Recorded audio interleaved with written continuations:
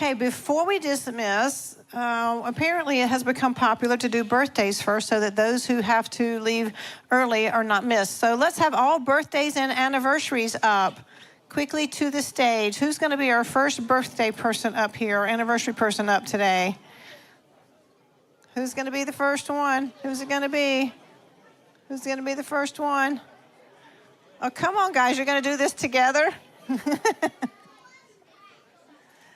Okay, these two young men have set the example. So come on. Out them, everybody. Out them. Send them up here. Birthdays and anniversaries. Yay, the rest of our family's with us. Hey, guys, you didn't miss anything. You probably heard the prayer, and we're just now getting started. So that's all we've done so far. We're doing birthdays and anniversaries. So we just have 2 birthdays and anniversaries today. Come on, we got last week to make it for. Somebody's back there not coming up. Out them, send them up. Come on, come on. Come on up. Where is she, Annika? I heard your name. Where are you? Okay. Yay. Anybody else? Come on, y'all, don't let them sit there. Now they out you when it's your turn. Okay, here we go. Here comes some more. Is it Dad's birthday or is it yours? Oh, it's yours? Okay, I thought you were bringing Dad up. How about you? Is it your birthday? No? Okay. Is it your anniversary? No? Anybody else? Anniversaries or birthdays? Okay, I think we got it. You're going to sing for us? Come on up, guys.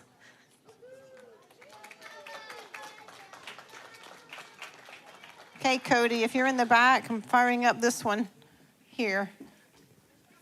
So come up here, guys. Where can we put them where we can see them? Let's bring them right up. Here, over here. How about that? Does this work, Cody? Am I getting outside of the zone? Okay, that should be. How about this? Oh, did we lose one? Are you going to sing, buddy? No? Okay. Nope. So each. Okay, you want everybody to stand up? Yep. Okay. You can stand up and sing with them, guys. 3. Birthdays. Yeah, Say just it. birthdays. Happy birthday to you. Happy birthday to you. Happy birthday, God bless you. Happy birthday to you.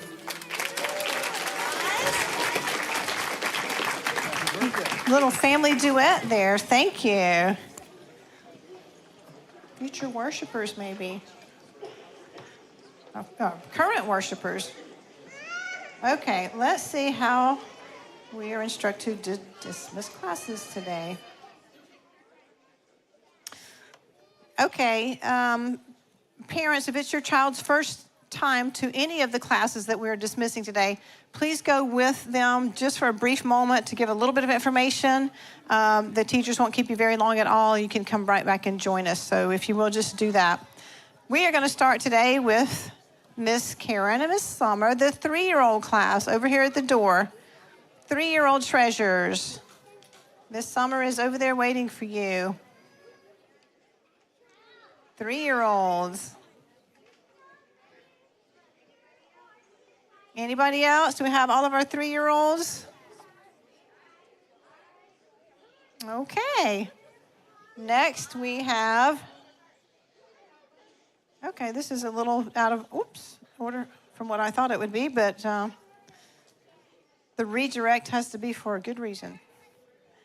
All quiver ages 10 through 18 through the main hallway over here.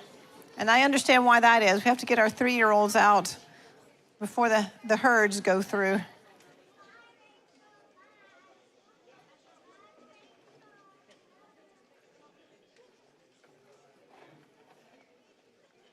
What an exodus this is. I'm always amazed. I think they missed each other. There's a lot of you here today. Or was it just me and Mr. Bill you missed? No comment. I'm getting no comment from them. Now I'll have a complex. Oh, I missed you too, sweetie. Thank you. And Mr. Bill too, she said. Yes. That's our junior and senior quiver.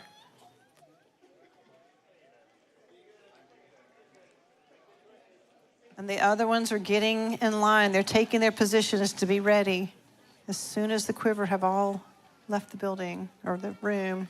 Okay. Next we have in our treasures with Miss Shantia. Where's Miss Shantia? There she is. Okay.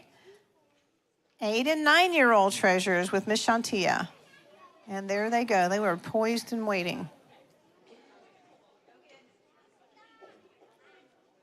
8 and 9-year-old.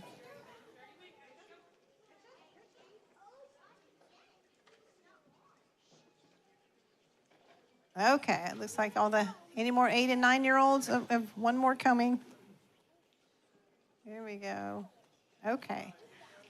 Next with Miss Nayla, 6 and 7-year-olds. 6 and 7-year-old treasures.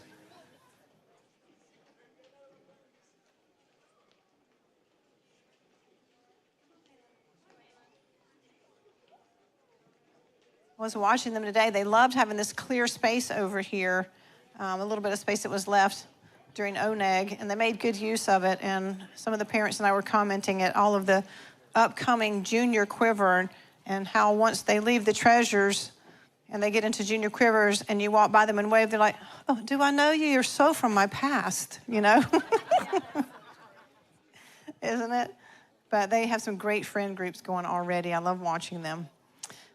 Okay, and last but not least with Miss Erin, 4 and 5-year-olds. We have some very eager ones to get on over there. 4 and 5-year-olds with Miss Erin. What a blessing to have so many children, and they just keep coming. I mean, if you've been keeping up on the app with all the babies that have been born just since we were last together, and more on the way, it's a blessing. That nursery is just going to explode. So we'll see what the Father has to say about that.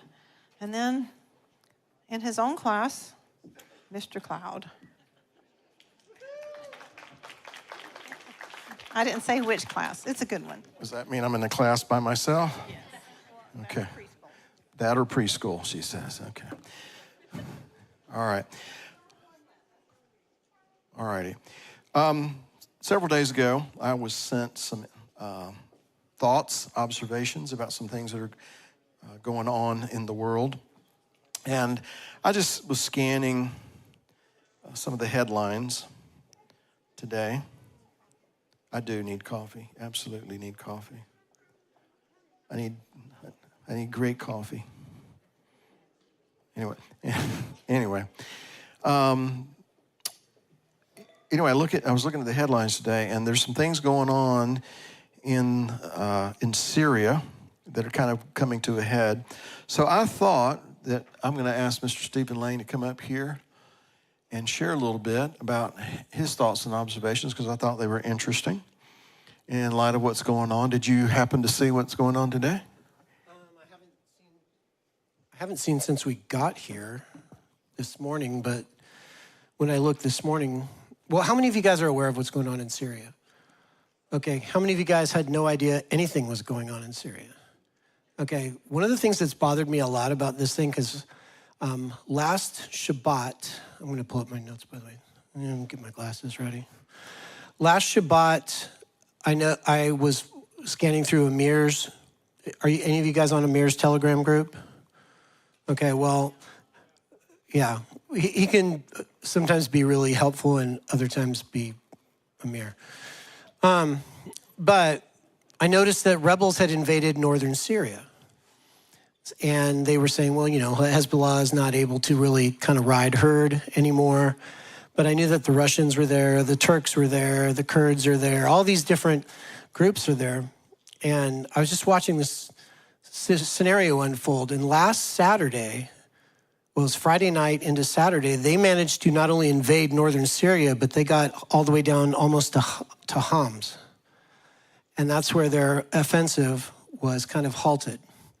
Now, if Garrett, if I sent you that thing, if you would put that up. Okay. So there's Syria. Ignore the animation. But basically, the green areas are where they were invading. Homs is here, Damascus is down here. Now, some of you might have been remembering that one of the prophecies from Isaiah 1:17 or Isaiah 17 was that Damascus would be destroyed and uninhabitable. And so I'm trying to look through what I should really cover here because there's so much here to talk about. Take your time. Okay. Well, let's do this. Yeah. Let's do this. Father, if there is something that we need to see here, which I totally believe there is, I pray that you'd give us wisdom and discernment to understand the times, that we would be like the sons of Issachar who knew the times and knew what the times were telling us. So in Yeshua's name we pray. Amen. Okay, I'm going to have to pull up Isaiah 17 real quick. Give me just a second here. I'm not even on a Bible tab. Here we go. Isaiah 17, 1. You'll remember this section, there's a number of different oracles that they're going through that are talking about this, the destruction in this place, judgment on that place. Well, this is for Damascus. An oracle of Damascus. Look, Damascus will cease being a city. It will become a heap of ruins. The cities of Aurora will be deserted. They will be for flocks, and they will lie down, and no one will frighten them.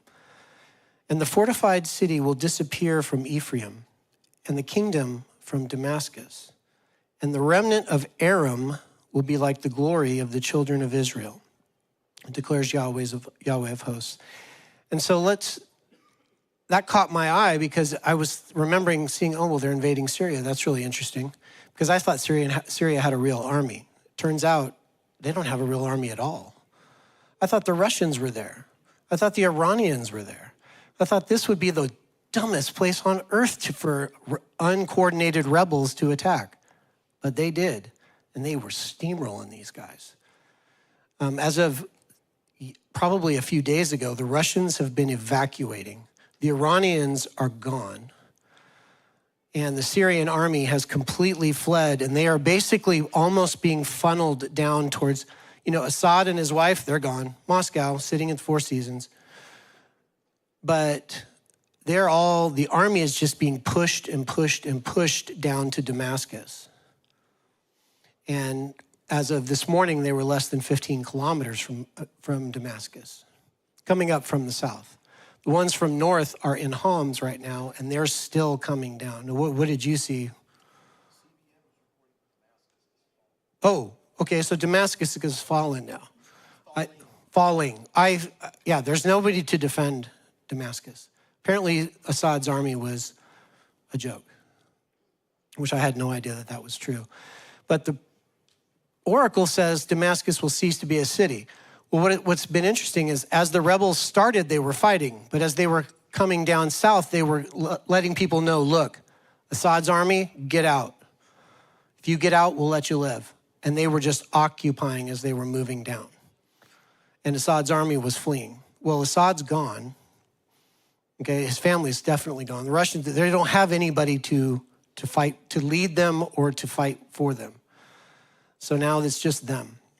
And this has been kind of my concern the whole time is that you've got Turkish Kurds or Kurds that are being supported by Turkey.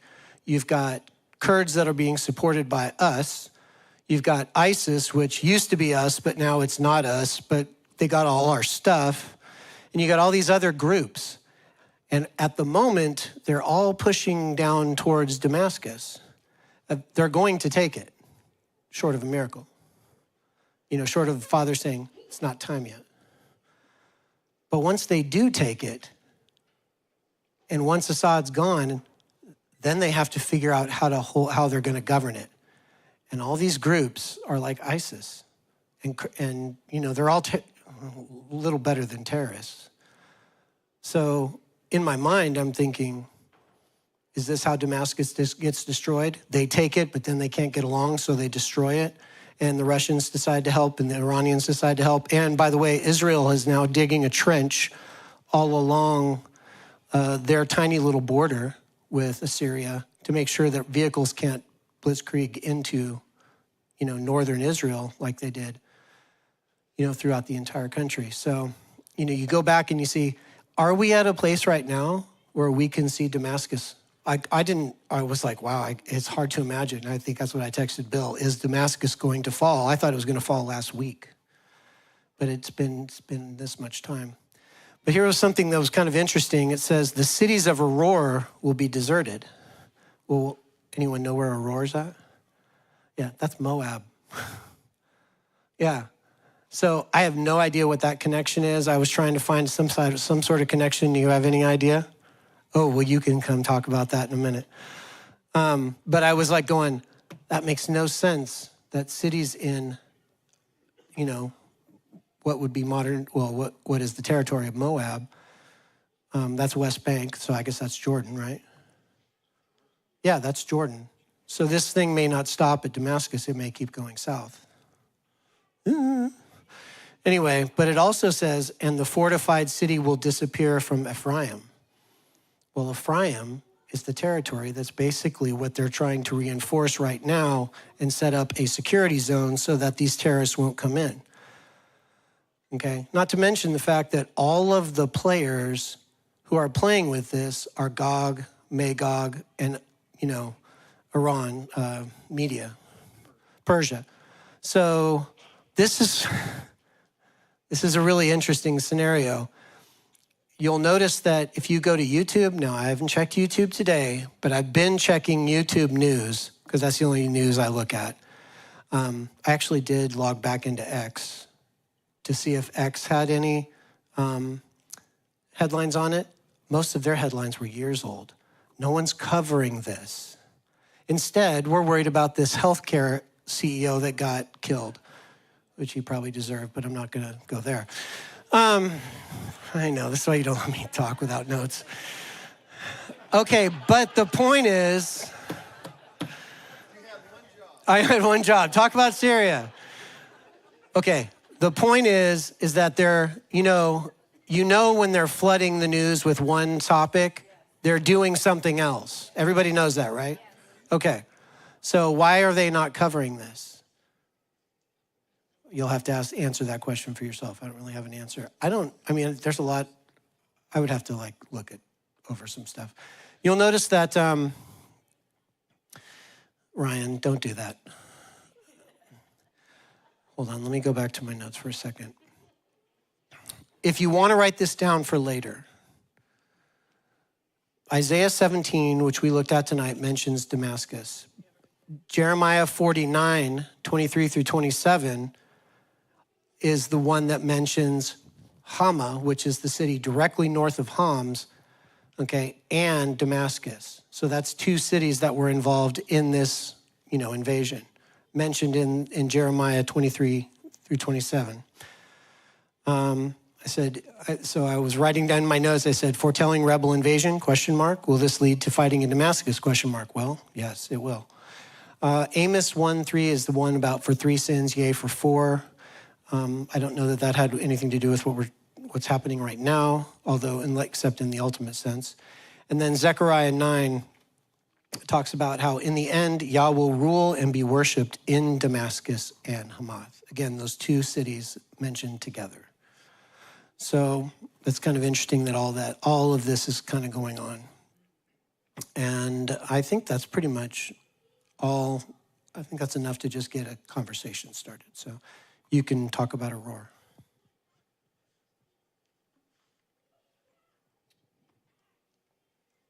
All right, well, thank you. I just thought that was interesting considering during ONEG, I looked real quick and CBN the headline was Damascus is falling. I thought, well, we might be interesting to at least talk about.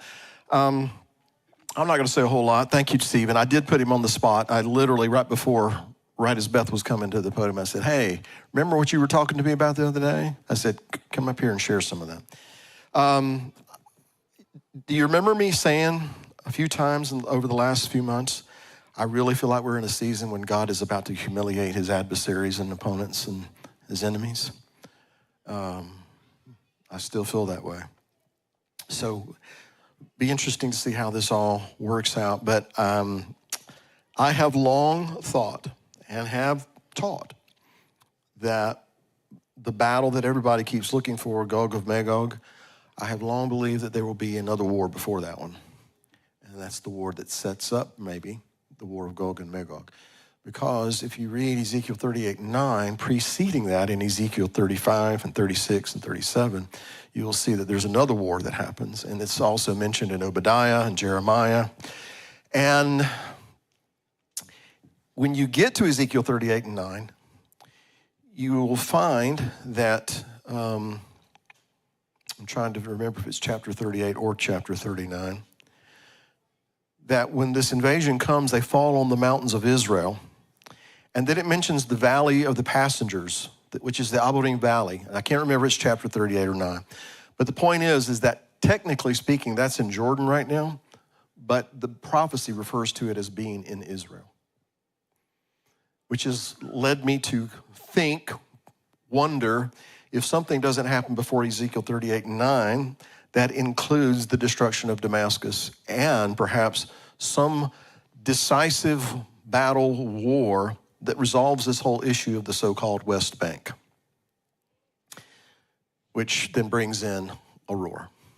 You understand? So that's the connection that I'm not saying this is a thus says the Lord. This is I kind of wonder if this doesn't happen. So perhaps we're seeing some of these things take shape. And then if you want to lend any credence to it whatsoever, the incoming president has issued an ultimatum, more or less, that you release the hostages before January 20th or there's going to be trouble. We shall see. But one thing is for certain, our Father is at work. And even though, they're not reporting too much on it, and there's not a whole lot of news out there, you have to go looking for it. I mean, you have to really go looking for it. But just because it's not in our face, so to speak, that doesn't mean he's not at work. And I believe that's what's happening. Oh, well, what does that have to do with the Torah portion? Where did Jacob find that well? Where did he find Rachel?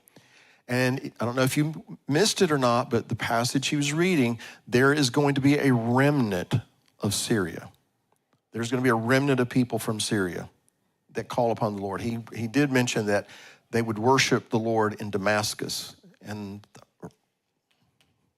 what was the other town? Hama, okay. There's a remnant of Edom. There are going to be those who are spared, that are the people who are of Edom that are going to call upon the name of the Lord. So in the midst of this war, let's keep in mind that God has people everywhere. He had 7,000 that had not bowed the knee to Baal when Elijah thought he was the only one.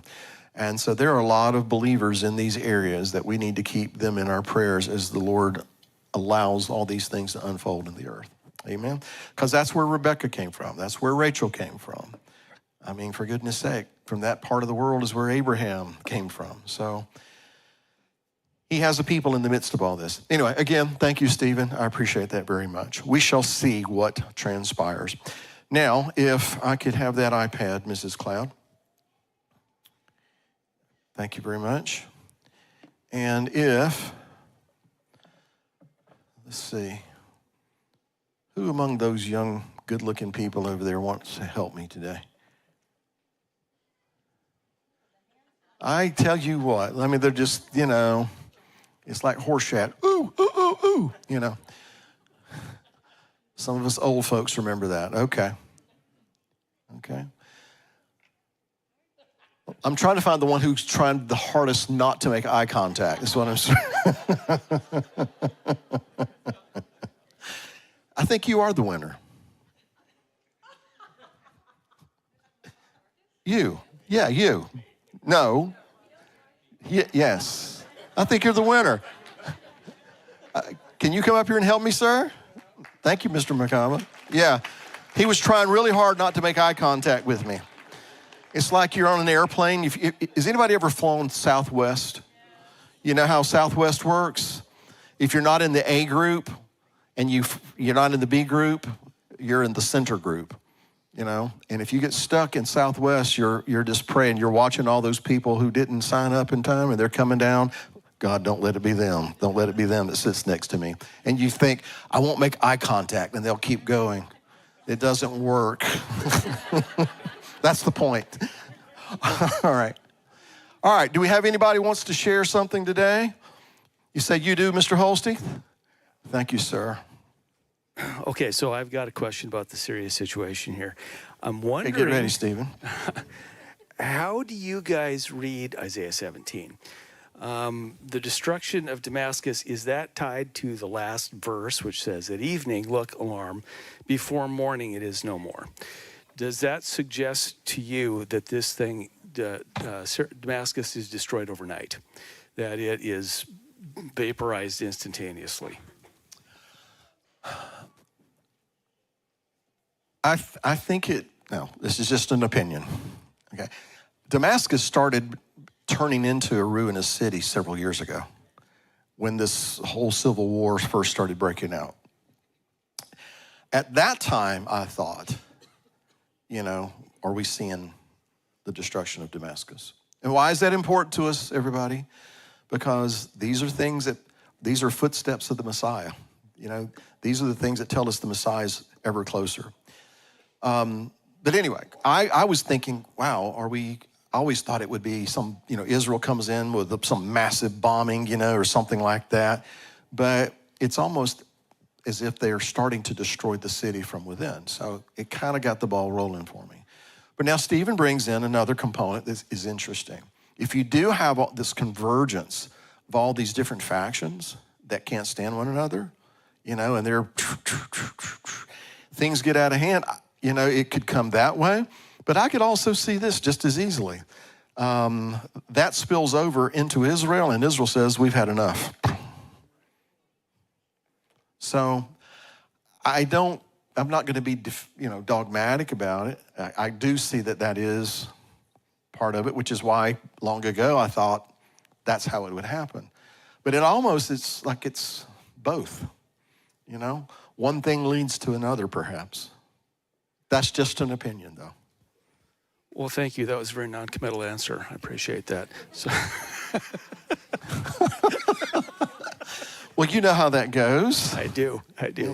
You let your yes be yes, your no be no, and your maybe be maybe, So, do you have something else? Yes, sir. You asked us to remind you during the message this morning. You said you had a story you wanted to tell us, something to do with David. The joke? Oh, that's simple. Somebody knock over their metal container. There you go. That is the official sound of Jacob's tent. What's the second one? Oh, the door? Yeah. The door when it closes. Yeah, Cody was telling me about this when all the people in live stream says, what is that noise when Bill walks across the stage and it's jink, jink, jink, jink, jink, jink, jink? It's that door right there. So anyway, that's all it was. That's all it was. So that happened when I was in the middle of a statement, and I chuckled, and I said, remind me. Okay, that's what it was. All right. Do we have any serious questions? Okay. I think you have them all dumbfounded now, Stephen. We didn't even talk about Korea, Romania, France's vote of no confidence.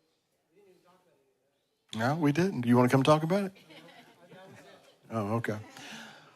All right, do we have any questions from online? I mean, that's fine. We don't have to talk about any of this. We can all take a nap and go home. So, you're going to get off easy today.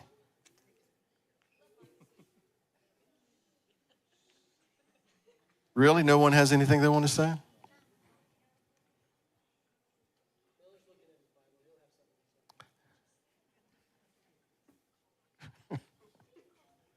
All right, I have a serious question. So I forgot the address of it. I had it looked up, but then we got into Syria and everything disappeared. So when they set up the standing column and they took the oath said the God of Nahor and the God of their fathers. And it seems like it was in distinction to the God of Abraham. Can't remember what verse it, oh, it's right here. It's 53. The Elohim of Abraham, the Elohim of Nahor, and the Elohim of their father rightly rule between us.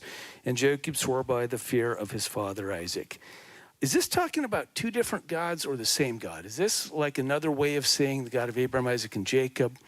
Or is this saying that Nahor was basically a pagan and he served other gods? Okay, let me catch up with you. Are you talking about when they made the covenant with the heap? Is that what you're talking about? Okay, now what was the address on that?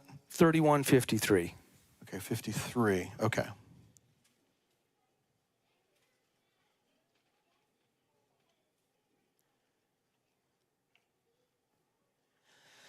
Well,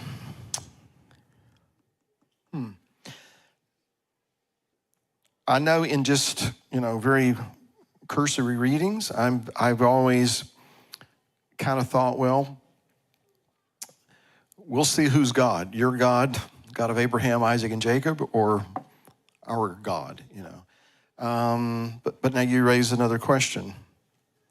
Because isn't it you that brought up something about Nahor in regard to Abraham and faith and those things? Well, yeah, a couple weeks ago, I was wondering, it seems like Terah and his whole family took off. They left Ur, they went to Haran, and that's where things stopped. Terah died there. Was Terah tapped to take his family, and then Abraham took over after that, after the death? Was Terah maybe a reformed pagan, and he was listening to Yahweh to go into Canaan? And that actually kind of plays into this. This muddies the water even further. Who were Nahor and Terah serving? Okay. Well, as I was reading that again just now, I remember you bringing that up. So I'm like, now I don't know.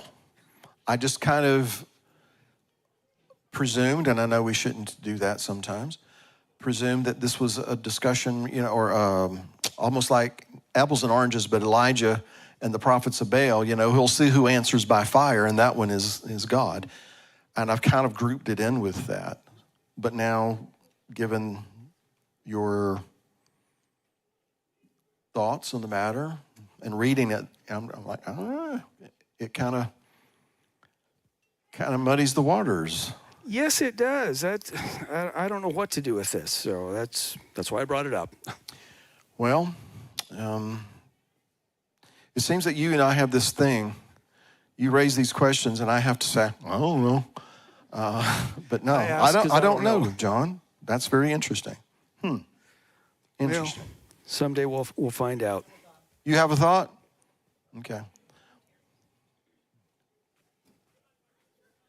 I don't remember. The complete Jewish version reads, "May the God of Abraham and the God of Nahor, the God of their father, judge between us. But Yaakov swore by the one his father Yitzhak feared." So maybe they're differentiating. They're saying, let's have a contest here and see which one judges. Well, again, my initial reading of that and understanding of that, there's this, you got your gods and I have my God, that kind of a thing. And if you go back through the extra biblicals and the Talmud, he was the idol, or Terah was the idol maker for the court of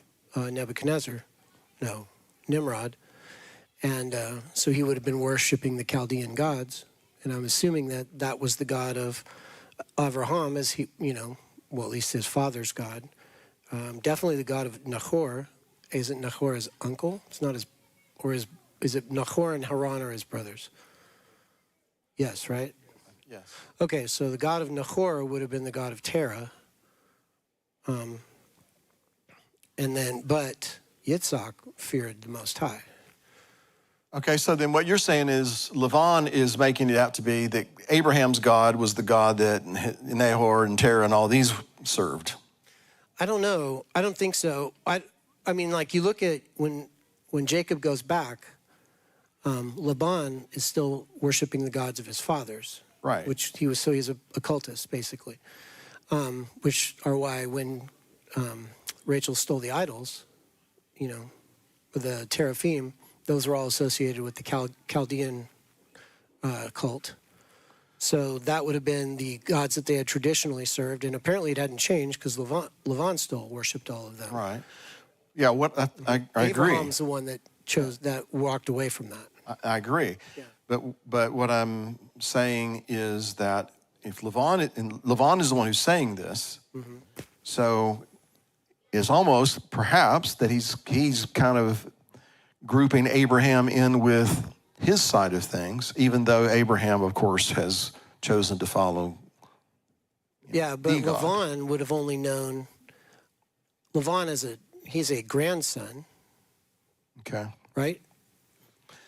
I haven't had enough coffee, Stephen. Okay, well, I'm just thinking that, okay, so he could very well be assuming without any knowledge, because he wasn't there to see Abraham repent and walk away from it. Yeah, I think that's a very strong possibility. You know, Laban is the one who's saying this. And then Jacob swore by the fear of his father Isaac. Yeah. I think there might be something to that. Woo-hoo. Thank you. Beth, did you have something you wanted to read?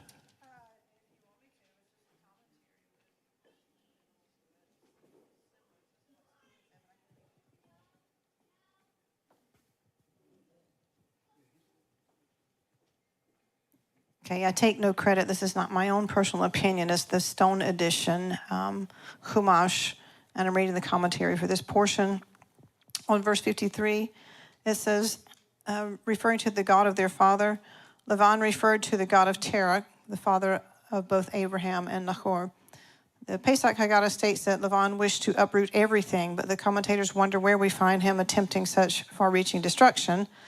This particular rabbi finds it in this verse and says Laban benevolently wanted to find common ground with Jacob in the God, little g, of their forefathers, but for Jacob to acknowledge the existence of any God other than the Lord would uproot the very basis of the Jewish people. Jacob took this oath only by the dread of his father Isaac, making clear that he owed allegiance only to the Lord, for all ties to Terah's family had long since been severed. So I guess it would be similar to somebody who's wanting to, find common ground with us. Like, I serve whatever, but we're it's all same thing, different names and all that kind of stuff. Okay, all right. All righty. Was that it on that one? Tim Rawlings, you mentioned in Revelation 17 the 7 heads of the beast are mountains. Could that be related to Canaan's curse by Noah in Genesis 9 and then the 7 nations of Canaan in Genesis 15? Well, I mentioned in Revelation 17 specifically to talk about the principalities, but let me go back and read it.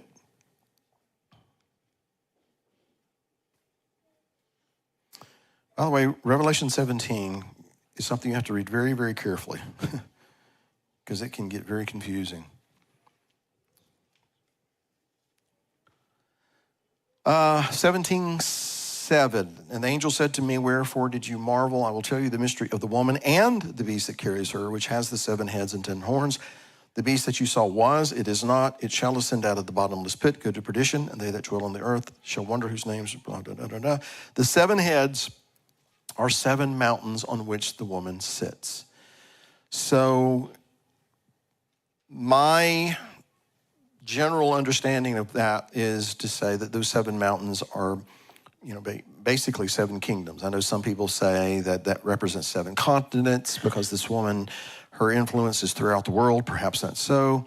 But my understanding is the 7 mountains is referring to 7 kingdoms, which makes sense because they are also 7 kings. And those kings, I do not believe to be earthly kings, and I believe that becomes evident because 5 of them are fallen.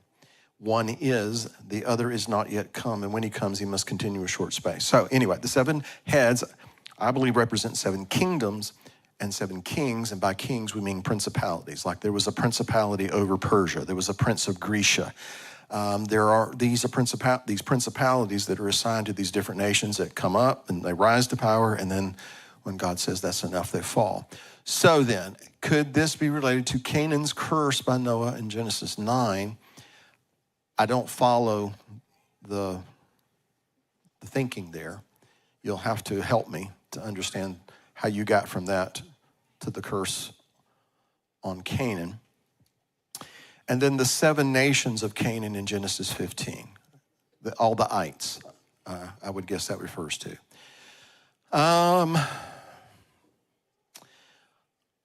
I would say that you would have to convince me. You would have to kind of go into a little more detail to convince me of why that should be so. I personally think that what this is referring to, well, let me go back to the 7 kings, 5 are fallen. From John's point of view, the day that John lived in, 5 had fallen, 1 currently was. And then there was another that was to come. And when he comes, he only continues a short space. I'm kind of approaching Revelation 17 from the vantage point that this is as it relates to Israel, because everything that you see is always going to come back to Israel and God's purpose for Israel.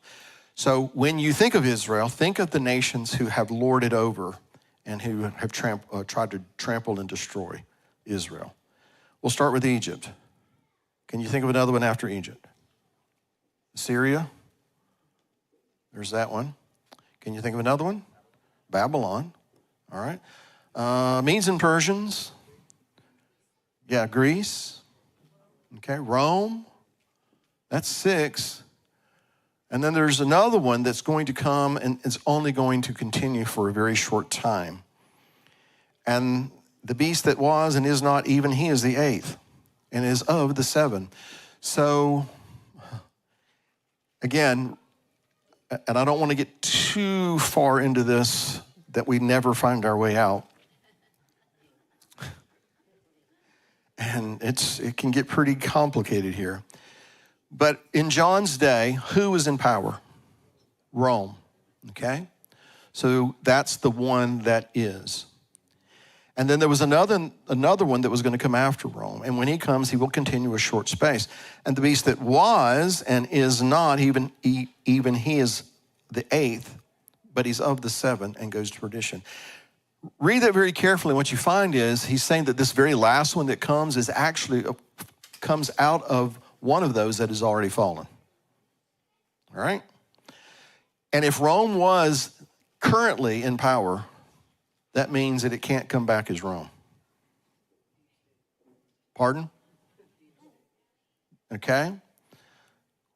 Whatever this beast that was, is not, and is of the 8th, is the 8th and is of the 7, he comes from those 5 that have already fallen. Go to the next chapter and see what it's talking about. I'll wait. Babylon. Who's going to get resurrected at the end? It's going to be Babylon. What was written on the woman's head? Mystery. Babylon the Great, the mother of harlots and all the abominations of the earth. So what I'm getting at, to address your question, I believe those principalities are the primary principalities that have lorded over Israel: Egypt, Assyria, Babylon, the Medes and Persians, the Greeks, the Romans, okay? And some 7th unnamed principality and kingdom that comes that only continues for a very short space.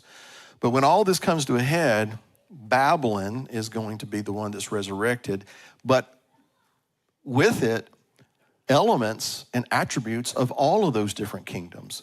Because Egypt is not the mother of harlots and all the abominations of the earth, nor is Greece, nor is Rome, nor is Persia. Who is? Babylon.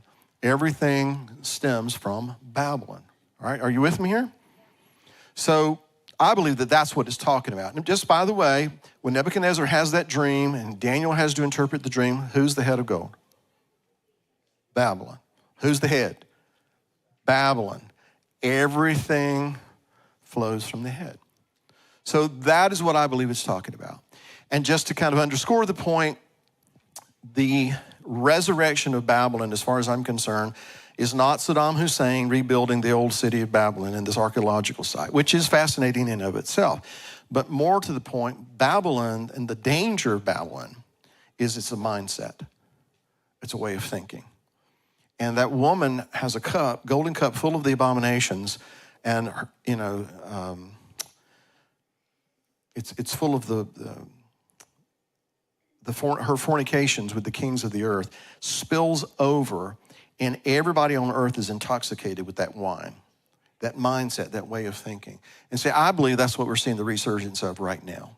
That principality is arising and it's influencing people, but eventually all this comes to a head in Babylon. So to the question about the Canaanites and the curse of Canaan by Noah, I don't see it. You would have to kind of take the time to go through and show me how you get there.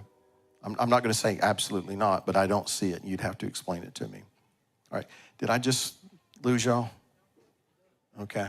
Revelation 17 is something, it's you need some time alone, quiet, and read it very carefully and study it very carefully. It's fascinating once you kind of get through it. But the bottom line is Babylon. Because in the next chapter, it doesn't say Rome the Great is revived. It says Babylon the Great is fallen, is fallen. Okay. Abionim, or Abionim, I don't know how you pronounce that. What's the significance of the mandrakes? Starting in chapter 30, verse 14, is the mandrake a fertility fruit? That is what I have been told. I do not know that to be absolutely correct, but that is what I've been told, which is why Rachel was very, very zealous to obtain some of the mandrakes, thinking that if she had those, that would make her fertile and able to conceive. I think the greater point in that little bit of the narrative is that mandrakes don't make babies.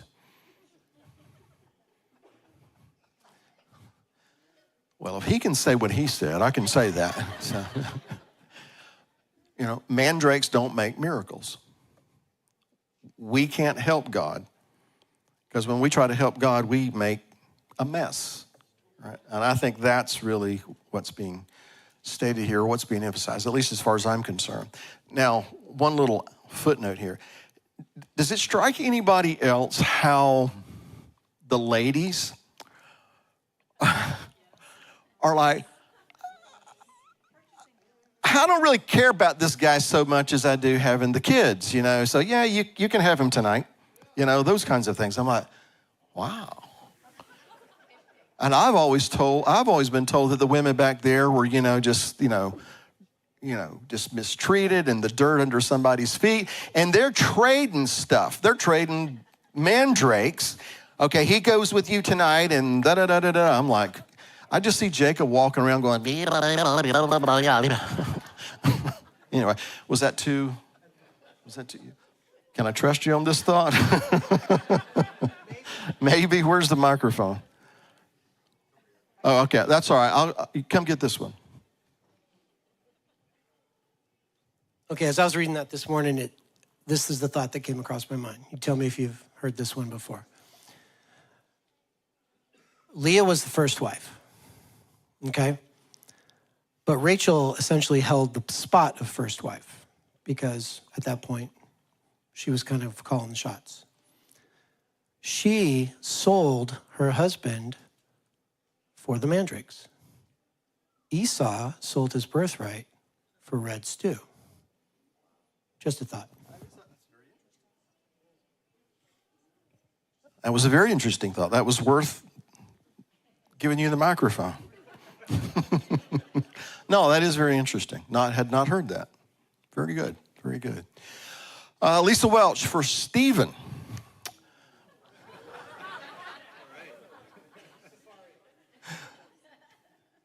What am you?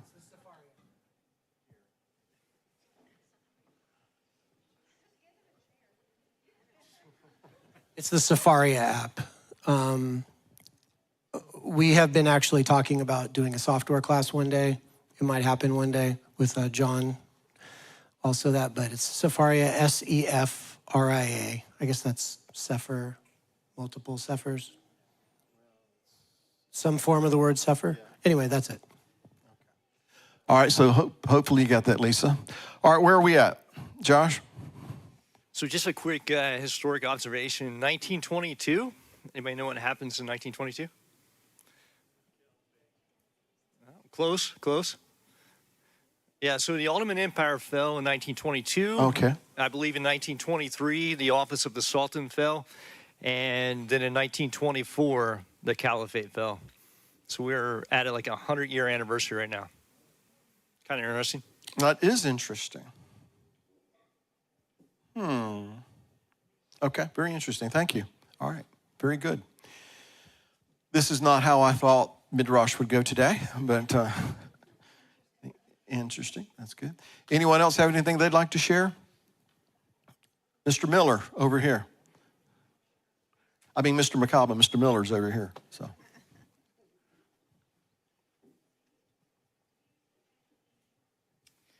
Yeah, since we're heading kind of down this road, I have a question. See what you think about it. And Okay. rats, I'm not finding it right now. Oh, okay. So in Revelation 6, in the four horses, any thought as of parallels between the colors of the four horses and the same colors being on most of the Arabic flags in the Middle East, and how they might jive? I have thought about that. I don't really have any scripture to just kind of tie it all up in a nice little package and say that's the conclusive proof that, that should be applied. It's just always struck me as very interesting, I mean, by and large, the UN is now kind of an Islamic mouthpiece, really. That's my view, Even the Western nations, like France, by the way, who's internally falling apart right now. But just a few weeks, maybe a couple of months ago, that the president of France was calling for an arms embargo on Israel as they were trying to prosecute the war with Hamas. So, surprise, surprise. All of a sudden, you're going to take a stand against Israel like that, and then everything's going to fall apart. Oh, guess what? Another president was being real snarky with Israel and, threatening to withhold arms and different things like that when they were trying to prosecute the war. And look what happened to all of that, So anyway,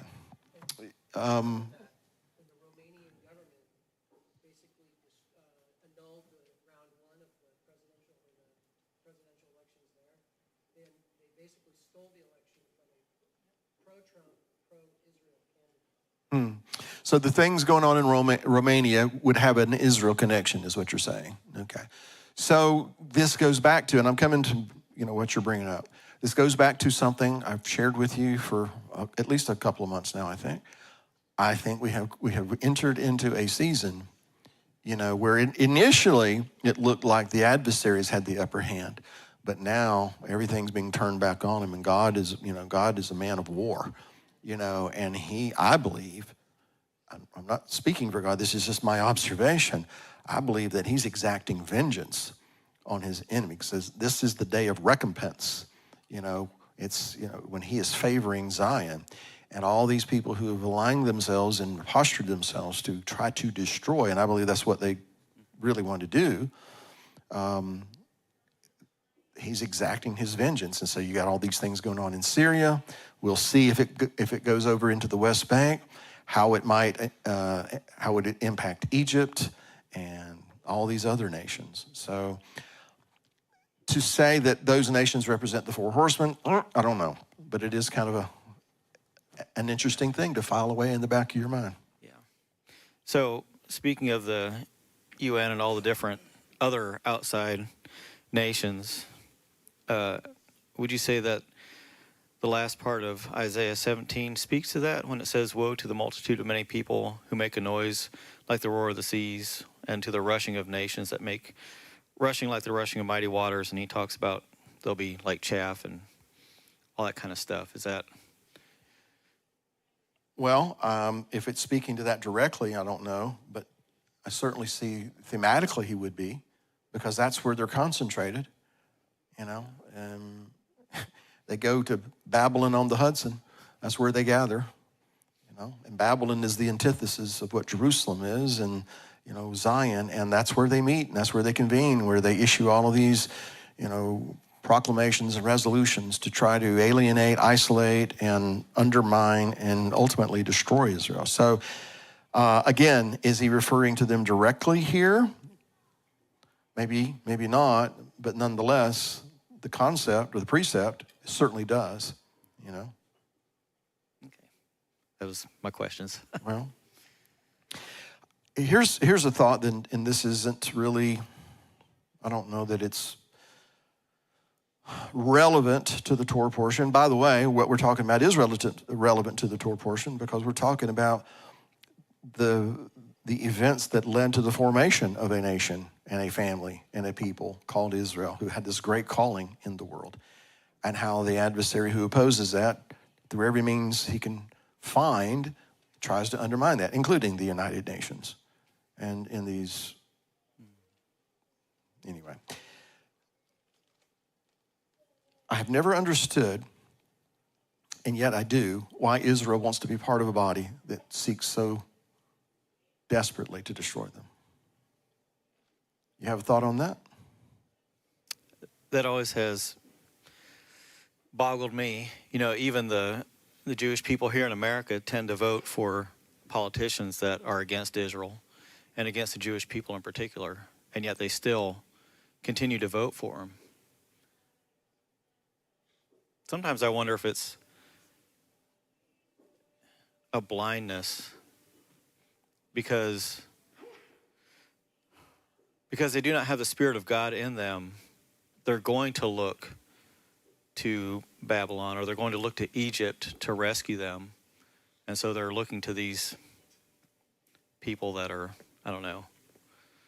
Or maybe it's the concept of you're in school and there's a guy bullying you, and you don't think that you can defend yourself properly, so you have to try and schmooze him a little bit to hopefully he'll, through your, I don't know, through your trying to lick his boots or trying to appease him in other ways, that he'll be like, oh, okay, I'll just let you go and start bothering somebody else. I don't know if that has something to do with it or not. Well, that's an interesting thing. I've always kind of gone back to this. We want to be like the other nations. Give us a king so we can be like the other nations. You know, there's always been this incessant need to be liked by the other nations, whether they consider them to be a bully or they want to be like them or whatever. I mean, I know that Netanyahu is very, very outspoken, and, you know, and he has his opinion on the United Nations is very obvious in how he feels about most of those nations. And yet Israel still, you know, wants to be part of that. You know, I don't know, maybe it's, you know, keep your friends close and your enemies closer. I don't know. But that's always puzzled me. So I just thought I'd have a question that somebody could try to answer, you know, so. Anything else? Yeah, but not a question I want to ask out in the open. Well, you can't do that, John. Oh, I can't. Okay. I'm hesitant to ask this one because it involves the enemy, so to speak. Well, not so to speak, it does. So have you ever heard of Albert Pike and his... Yes, but a lot of people may not have, so Okay. enlighten us. So Albert Pike was a Freemason and an occultist. And apparently one night in 1871, I believe it was, he had a dream or vision or whatever you want to call it of 3 great world wars. And at the end of the wars, then that would usher in the utopia of Freemasonry or occultism or whatever. And according to the letter, the first 2 world wars have come to pass pretty much exactly as they said, and the 3rd World War would be between the Jews and the Arabs, and I think possibly the Christians would jump in there too. but all of them would be annihilated or at least nullified, so that they would kind of be out of the way to allow their plan to come together. So I realize that this is a plan or device of the enemy, so you can't really take it at face value, or you realize that the ending may be totally different from what the enemy has planned, because obviously the Father is going to do what he's going to do. So I was just curious as to your thoughts about that in relation to what's going on now, and how it seems like the UN and all the nations around the world seem to be playing into that type of scenario, as far as, they're going to stand by the side of the Arabs, but at the same time, they're not going to stand by them. I don't know. Does that make sense? Or Well, thoughts on that? since we're in this kind of deep, the Palestinians and the plight of the Palestinians in regard to, as it is played by Egypt and Saudi Arabia and Iran and Iraq and Syria and all, they don't care anything about the Palestinians. They're Right, fodder. Yeah. You know, what they care about, it's just like Hamas doesn't care anything about the people that are living in the Gaza Strip. They want Palestinians, people who live in the Gaza Strip, to be killed by bombs and things like that, because they use that. They use that politically to try to garner support for them and condemnation of Israel. My point is, a lot of those nations don't care anything about the so-called Palestinian people and their plight. It's just a device, okay? So expanding that on out, a lot of these nations don't care about the Palestinians either. That's just another ploy that they can use, a way to squeeze Israel. And why? When you really think about it, it has to be because there is this enmity that God has put between the woman and the serpent and their respective seeds. And that and we don't agree with Israel on everything, that is the government of Israel. We don't agree with them all on everything politically, and, we could go on and on and on. But that doesn't change the fact that God said, Israel is my firstborn, and he's got a plan. You know what? And I don't want to be on the side that is opposed to his plan, all right? I don't want to come against what he regards as precious, even though for the gospel's sake, they are considered to be our adversaries. But for the elect's sake, they are precious, right? And I don't want to be on the wrong side of that. But all these other nations have chosen to do that. But I think it's because of that hostility and that enmity that goes all the way back to the beginning. So then, I don't think those people that are in the West and those powers have any consideration for the Palestinians or for the Syrians or for the Iraqis or for the Egyptians. They don't think they really, really care, as long as it's something that they can use, as a ploy where Israel's concerned, which the greater point is, they're trying to resist what God's agenda is. As this prophecy or dream or what have you, the adversary has always had an agenda. He's always tried to push his plan. And God will let him go so far, and then he'll realize that he's been serving God's purposes all along. Can you agree with that? Oh, yeah. Okay. So here's something that comes to mind that, in my mind anyway, fuses what you're talking about now with what we were just talking about in relation to the United Nations and such. In Isaiah 28. Let's see. Wherefore hear the word of the Lord, you scoffers, the ballad mongers of this people which are in Jerusalem. This is Isaiah 28, and I'm starting at verse 14. Because you have said, we have made a covenant with death, and with hell are we at agreement. When the scourge shall pass through, it shall not come unto us. For we have made lies our refuge, and in falsehood have we hid ourselves. Making friends with the bully, so to speak. Okay, you follow? Yeah. Okay. Yes. Thus says the Lord God, behold, I lay in Zion for a foundation, a stone, a tried stone, a costly cornerstone of sure foundation. And he that believes will not act hastily. And I will make justice the line, and righteousness the plummet. And the hail shall sweep away the refuge of lies, and the water shall overflow the hiding place. And your covenant with death shall be disannulled, and your agreement with hell shall not stand. And when the scourge shall pass through, you shall be trodden down by it.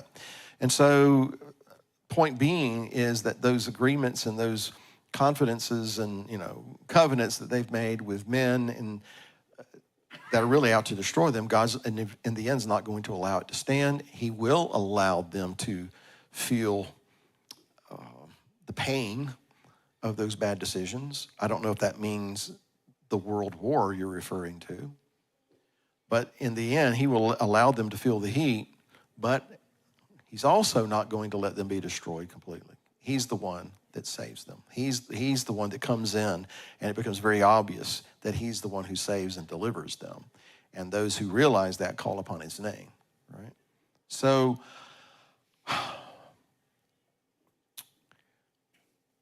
is there going to be another world war? Do I see Israel being at the epicenter of that? I absolutely do.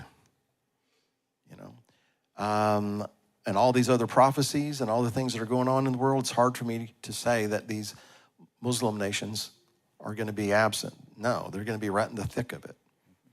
Other nations will be as well.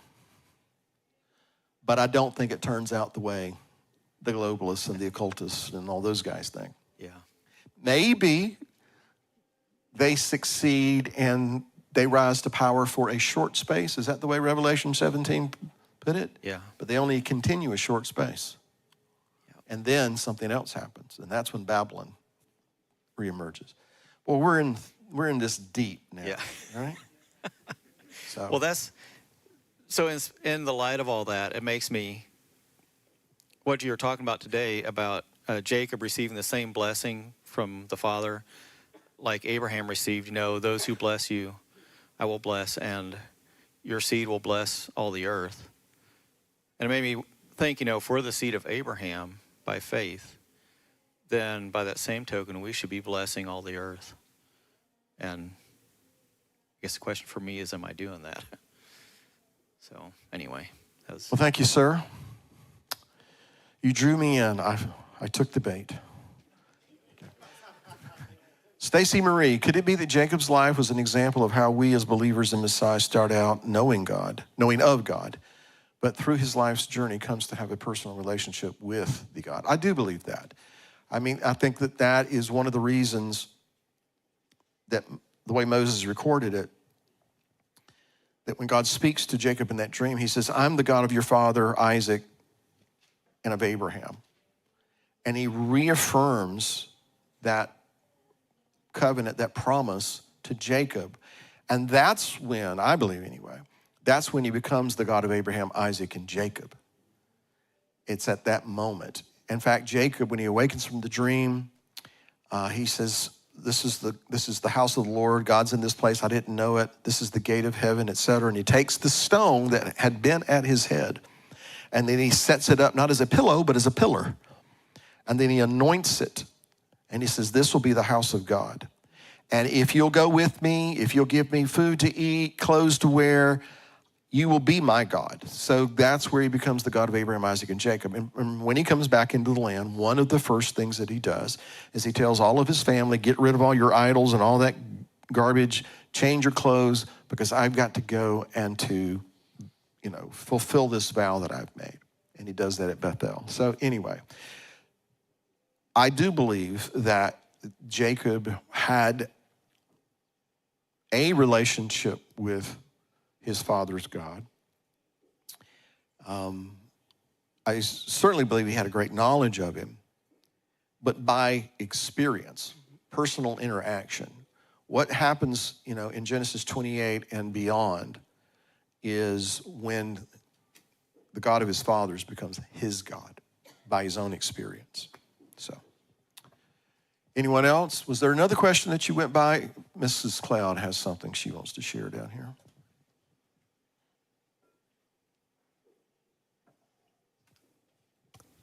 Oh, sorry, I thought we were waiting for one online. No? Okay. Okay, I'm going to try to make sense of this. John Miller was saying it during Oneg that he was about to jump up and sing a Shoftim today. So he was saying some things. And I'm like, okay, now I'm there with you. Because I was just thinking, on the world scene and then what we've read in the portion today and things leading up to this. Some of it not so wonderful, but overall exciting because of who's in control. So what I was thinking about was as you were talking about all of this as at the beginning of Midrash, and John said it, it's like the bully. You know, many of us have had children who have dealt with a situation where there's a bully. We know how they operate, and at our age, we know better how to deal with them. But we're trying to teach our children how to deal with them without having to punch their lights out, basically. You know, and so your kids may get into skirmishes. They may actually, you know, receive the punch in the eye. You try to teach them, and it's kind of, you know, play yard stuff for a while. But they grow older and it becomes more vicious and even sadistic. Then daddy has to get involved and say enough is enough. And so how does a bully work? It's so beautifully laid out for us in this portion. We look at in 31:12 of this week's portion, by God is Jacob freed from the bully who is Laban, right? So then you go over to 31:25, and oh, poor Laban plays the victim now. It's like, oh, you know, what have you done? You've deceived me. Left my daughters away like captives. Oh, you cheated me. Why were you so stealthy? I would have sent you off with gladness and songs and timberland with lyre. And I'm thinking the only liar here is an L-I-A-R, and that's Laban, because that's how the bullies work when they start feeling the pressure. When they start feeling like, oh, my plan might not be working. It's like, oh, you didn't even allow me to kiss my sons and daughters, and now you've acted foolishly. So he's this great victim. Oh, everybody pity me. I've been done so wrong. Don't you see how this man's treated me? Oh, it's pitiful. You know, just, oh, the drama. So then we go over to 31:38, and Jacob finally lets the lid off on Laban and tells him all this stuff that's been pent up for all these years that he's not been able to say because the father's held him back. And it's just kaboom. And Laban has not seen this side of Jacob, I'm thinking, because he was a temperate man. But finally, it all blows up on him, and Jacob says, okay, buddy, you want to know what's going on? I'm about to tell you. Sit down. And so he tells him, and then after that, the poor little victim is a different creature altogether and comes out with what he says in verse 43, oh, the daughters are my daughters, the children are my children, the flocks are my flock. All that you see is mine. So he takes credit for everything that Laban did all these 20 years that Jacob did, making Laban a wealthy man as well, but he's still jealous of what Jacob has and claims all of it to be his when he gave his daughters to Jacob. Yet here he is trying to take back something that was not his to take back. And that's how a bully works. And then we see that on the world scene where people are doing things to Israel, and then Israel's like, okay, you know what? The Father's going to let us take the lid off on this, and kaboom. Oh, yeah, you did laugh too, Sarah. Remember the portion? And I think we're at that point on the world scene, like you're saying. And this, I just love how, as y'all are talking about this, it's just all falling into place, and I'm seeing this really cool story here. So I like to see things put in order, and I think that's where we are on the world scene. I believe exactly what you're saying is that the bullies are falling. And I think that our Father is saying, okay, now it's time for Daddy to step in. And I don't know about y'all, but I'm ready. And I'm glad he's the one doing it and we don't have to. Yeah. Well, I'll just want to add one footnote to that. After that exchange, they set up a heap of stones. Basically say, you stay over there, we'll stay over here. All right. Sometimes Laban acted like that was his idea too. Yeah, well, yeah. You know, it all has to be his idea. You're right, yeah. Saving face. All right. Well, thank you, ma'am. I appreciate that. Thanks for letting me share it. Who's next? Anyone? All right. I'm going to wait just a second because the way it always works. I'll wait, and then somebody, oh, here we go. It happened. Hello. Hey. Today you talked about digging wells and the word for the mature and digging for that wisdom and preparing ourselves for those principalities, the power in the air that we're battling, because it's not the people that we're battling, it's those principalities that we're seeing all around us manifesting through the people. And I just thought that was really good. When you were talking about how God preserved David by preserving Jacob and preserved the 12 tribes, and then David and even us, right? It struck me through David's line, he preserved himself. He preserved Yeshua too by preserving Jacob. And I just thought that was so Yofi. It was like so beautiful. And it's really deep, not to put a pun on the well thing, but it's kind of deep. And it's good that we're all together focusing for that, digging the wells, asking, wait a minute, where do I need to mature? What's my part? How am I a part of the family? And how do we fit in, and how do we move forward together in the times with everything that you're discussing, the reality of what we're living in? And I did have one question about the end time scenario that's being brought up. Isn't there a false peace that's supposed to come before Yeshua comes?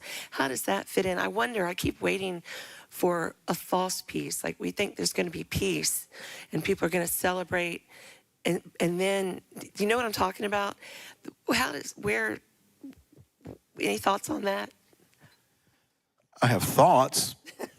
I wouldn't necessarily interpret my thoughts as thus says the Lord, and this is the way it's going to be. The one thing through all of the many years that I studied prophecy, and I mean, as a little guy, I cut my teeth on Bible prophecy, and I've had opportunity through the years to interact and converse with some of the, more renowned so-called, prophecy gurus and such. But my experience has always been that just when you think you have it figured out, God says, watch this. And it never turns out the way we think it is. So I always like to kind of make sure everybody hears that from me. It almost never turns out the way we think it is, or think it will. That being said, there's a passage in Daniel. I want to say it's in chapter 9, but I could be mistaken. But it is in Daniel. Actually, it might be later on in 10 or 11 or 12. But anyway, it talks about this person who's going to arise in the last days, who by peace will destroy many. And that's always kind of left me with the impression that, this would be someone or a group of someones that would, in the name of peace, really try to destroy. Now, sidebar, the whole quote Mideast peace process has not been a Mideast P-E-A-C-E process. It's been a Mideast P-I-E-C-E process. It's Israel, give a piece of this, give a piece of that, give another piece, give another piece, give another piece, until there are no more pieces to give. And I think that is what a lot of people, that is really what they have in mind when they talk about the peace process, Nevertheless, there's that passage, and maybe somebody can look it up for me. But say it again. 8:25. Okay. Is that?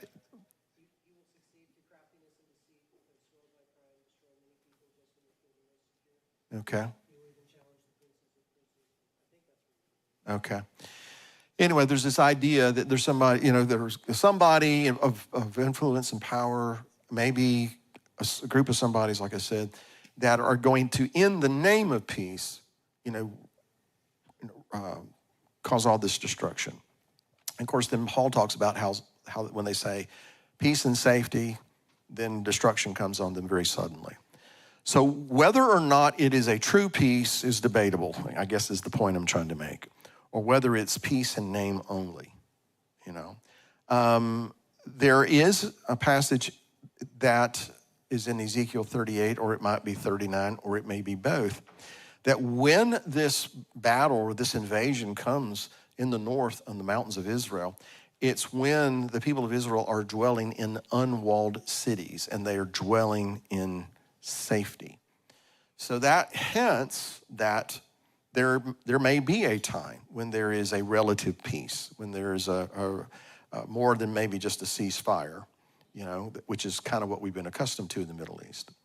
So I know I'm kind of throwing a bunch of different things out there, but I don't believe we know that there's not going to be a true peace until the Prince of Peace puts down all of his adversaries and all of his enemies, and resolves all these issues. But there are going to be people that are going to, in the name of peace, bring a lot of destruction on the earth. So that, I believe, the Bible makes very clear. So. Yeah, thank you for that.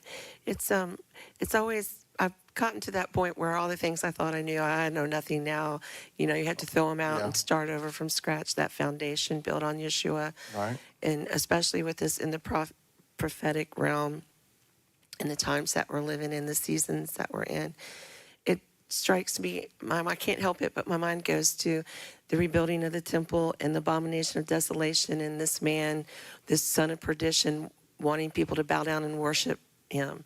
And that's where my mind goes to with everything we're seeing. If Damascus is falling, I saw that it was Chris Mitchell, right, reporting. And caveat, he's a very trustworthy person to listen to. Just throw that out. I'm going to throw Well, he's that kind out of there. even keeled, which is why I Yeah. kind of like to listen to him. He's Yeah. not, some, He is very, him and his wife, I had the privilege of meeting them and working with them a little bit in Israel. Very, very solid, very loving, wonderful couple. Don't know them personally. It was a long time ago, but when I did have the privilege to meet them. And as far as news goes, he's like really trustworthy of what's happening in Israel. But the temple and the son of perdition rising up and bowing down, fitting in with that peace. I'm still trying to just, like everybody else, just trying to figure it out. Where are we? What's going on? I stopped trying to figure it out a long time ago because, as I said, every time I had it figured out, something would happen that kind of pulled the rug out from under everything I had figured out. A friend of mine, won't call his name, many years ago, he was absolutely convinced that Anwar Sadat was the Antichrist. And then he got shot, but he didn't get up. And he had to rethink that. And I remember the days when Henry Kissinger was the Antichrist. Does anybody remember those days? I remember. I don't think that's going to work either. Mikhail Gorbachev, I think. Back Yeah, in the even 80s. Ronald Reagan was going to be the Antichrist. You know why? Because Ronald has 6 letters in it, Wilson has 6 letters in it, and Reagan has 6 letters in it. Antichrist. Anyway. But I mean, we've always tried to figure it out. And that's nothing new. Everybody's always been trying to figure it out. And this is something that I've shared with you, from time to time. Remember on the Mount of Transfiguration, Peter, James, and John go with Messiah to a high mountain. He's transfigured before them. Moses and Elijah are there. Peter speaks, and then God speaks from this cloud. And basically, Peter, hush, listen to my son, et cetera, et cetera.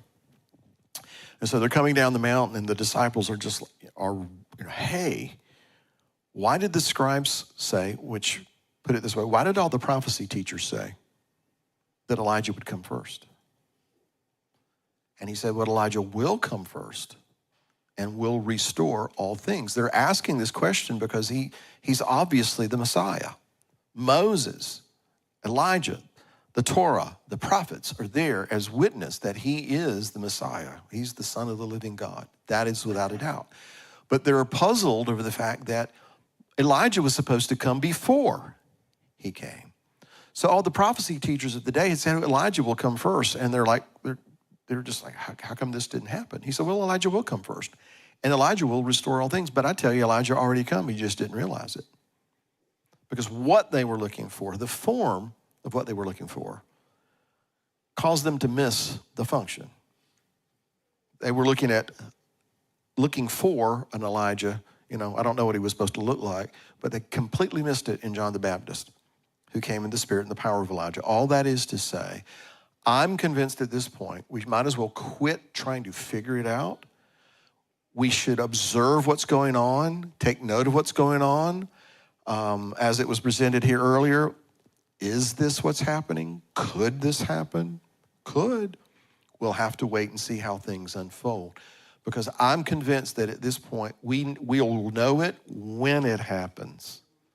we'll say, oh, that's what that meant. And then we'll look back and go, oh, yeah, I understand it now. I see that now. But looking ahead, it's very difficult for us to figure it out. Because there's another part of that. If we could figure it out, then we wouldn't have to depend on the Spirit of God to see us through. Thank you for that. Thank you. Okay? Anyone else? We might as well talk about prophecy now. I mean, it's done. We're done. Mr. Howell. Mr. Bill Cloud. You know what I've always wanted to do with you? No, I don't know if I want to know. I've always wanted to do my Gilligan impersonation. Oh, Thurston Howell, yes. Go ahead. I'm sorry. I'm being silly. Can you do your impersonation? No, I cannot. I will Maybe not. at some later point then. I can do a Skipper impersonation. Okay. Anyway. I just wanted to say that everything we've kind of talked has been around what I got out of this Torah portion, which is all about deception and sight. Mm-hmm. The sight in your eyes and your vision is just over and over through this Torah portion, starting with Isaac, going to Leah's eyes, and then finalizing for me in the sheep and how he placed those striped pieces of wood there in the water, and what those sheep beheld is what they became. And I think it's very important that we don't look at deception in the world, but we look at truth so that we become truth. And for the pure will see God. So we need to be looking at purity so that we can see the Father, and we can see around all the deception in the world and all the Labans and all the adversaries, trickery. Mm-hmm. So I just wanted to throw that in there. Well, I think that's a good thing to throw in there. But now let me ask you a question, Mr. Howell. Oh, goodness, yes. Considering Leah and the deception that was going on there, and considering the fact that before Jacob got there, God had appeared to him in a dream, why didn't God warn him about that? I think that God wanted Jacob to pay his bride price and put in the work for his bride, just like we are all supposed to put in the work to be the bride.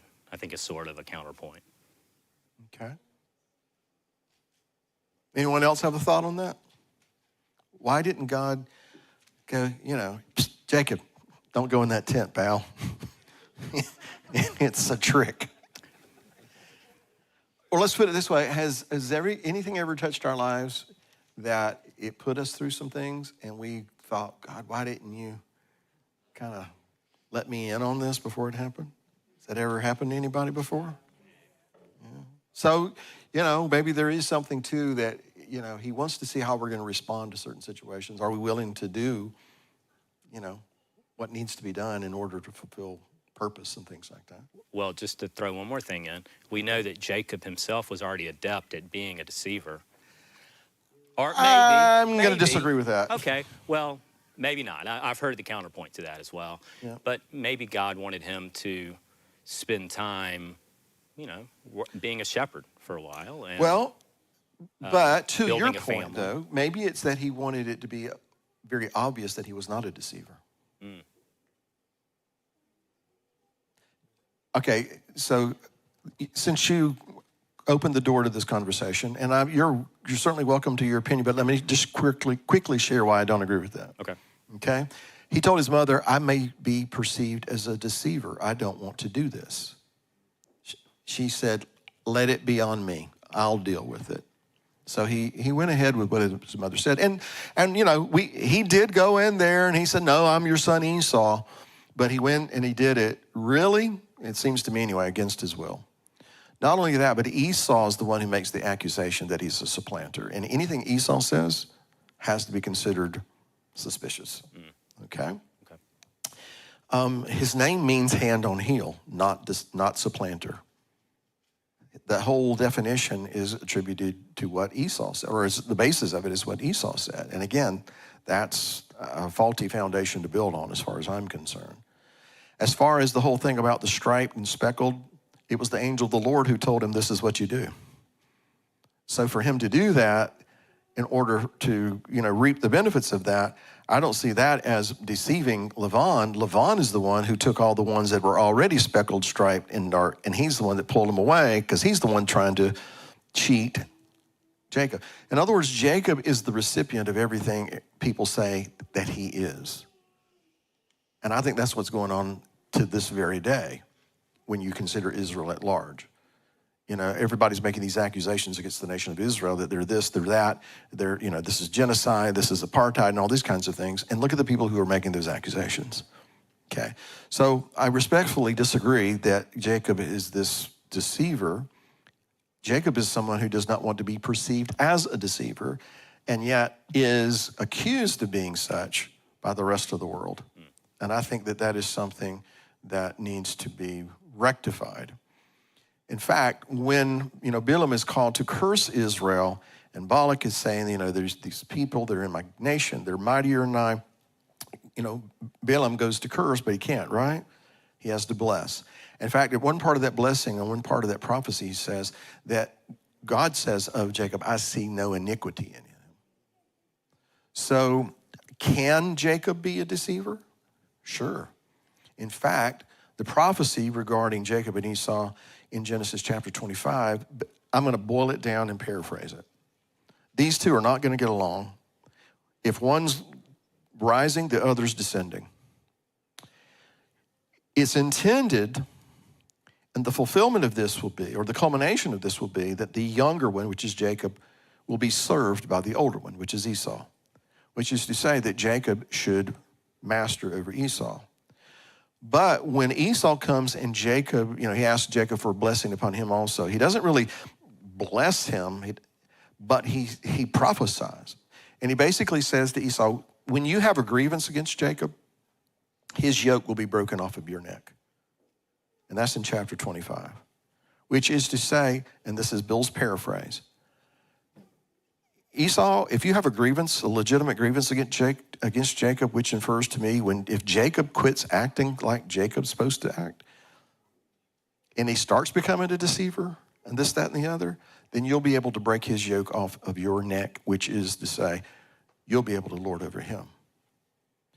And so there have been, obviously, times when Jacob at large as a people have been a deceiver. They've been deceived. They've gone into idolatry and all these things, and they paid the price for it. But the man Jacob, who is the ideal, because he's the one who's called Israel, is to walk a certain way and to present himself to the world as one who's been called by God. And when he walks as Israel, when we walk as Israel, we have the authority given to us by the Messiah to take our heel and put it on the head of the serpent. Right? Yes. Okay. So is the potential there? Of course it is. But is Jacob a deceiver? No. He's been accused of that. Unfortunately, sometimes God's people have given the adversary and the accuser of the brethren. That's what Esau was. He was the accuser of his brother. Sometimes we have given the accuser of the brethren ammunition to use against us. Yes, that is unfortunate. But that does not mean that Jacob, God's people, are a deceiver, that they're the deceivers of the world. They're the ones that are the recipients of all these other things that the deceivers and the accusers are throwing at us. And I said all of that to say this. I think the reason Jacob was in Syria and having to endure all those things is so that God would see how he would respond to the deception, how he would respond to the cheating and the abuse and the false accusations. Because if he's going to name this guy Israel, he's going to have to demonstrate that he has what God has called him to be in there, to become that man, to become that patriarch. So I'm sorry, I gave you a sermon, but as you can tell, I'm very passionate about this. Yeah, I can feel it. Well, you're just trying to help me see better. I don't want you to be deceived. Back to my original point. Yeah, right. All right, do you have something else? That's enough. All right, thank you, brother. I appreciate it.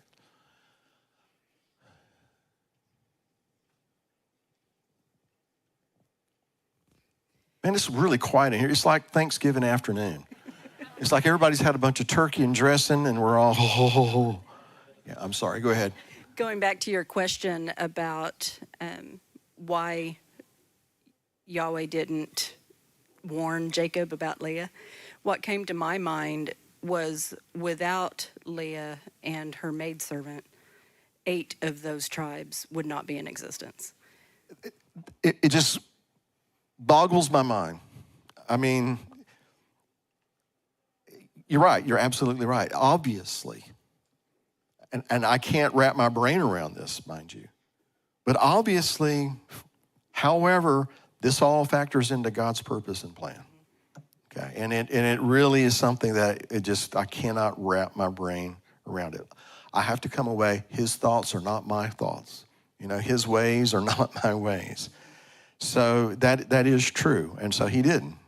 You know, and he allowed Jacob to be subjected to this deception, and you know, this gets into issues that probably don't want to even address, but you know, just the fact that he had all these different wives, you know, that kind of blows my mind. But you know,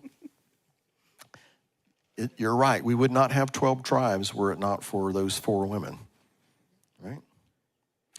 That is not an endorsement for polygamy and the so-called patriarchal wife thing. As Brad said, you may not go to hell if you have more than one wife, but you're going to go through hell if you have more than one wife. So, and that, Selah, anyway. Sir. Kind of piggybacking off of that,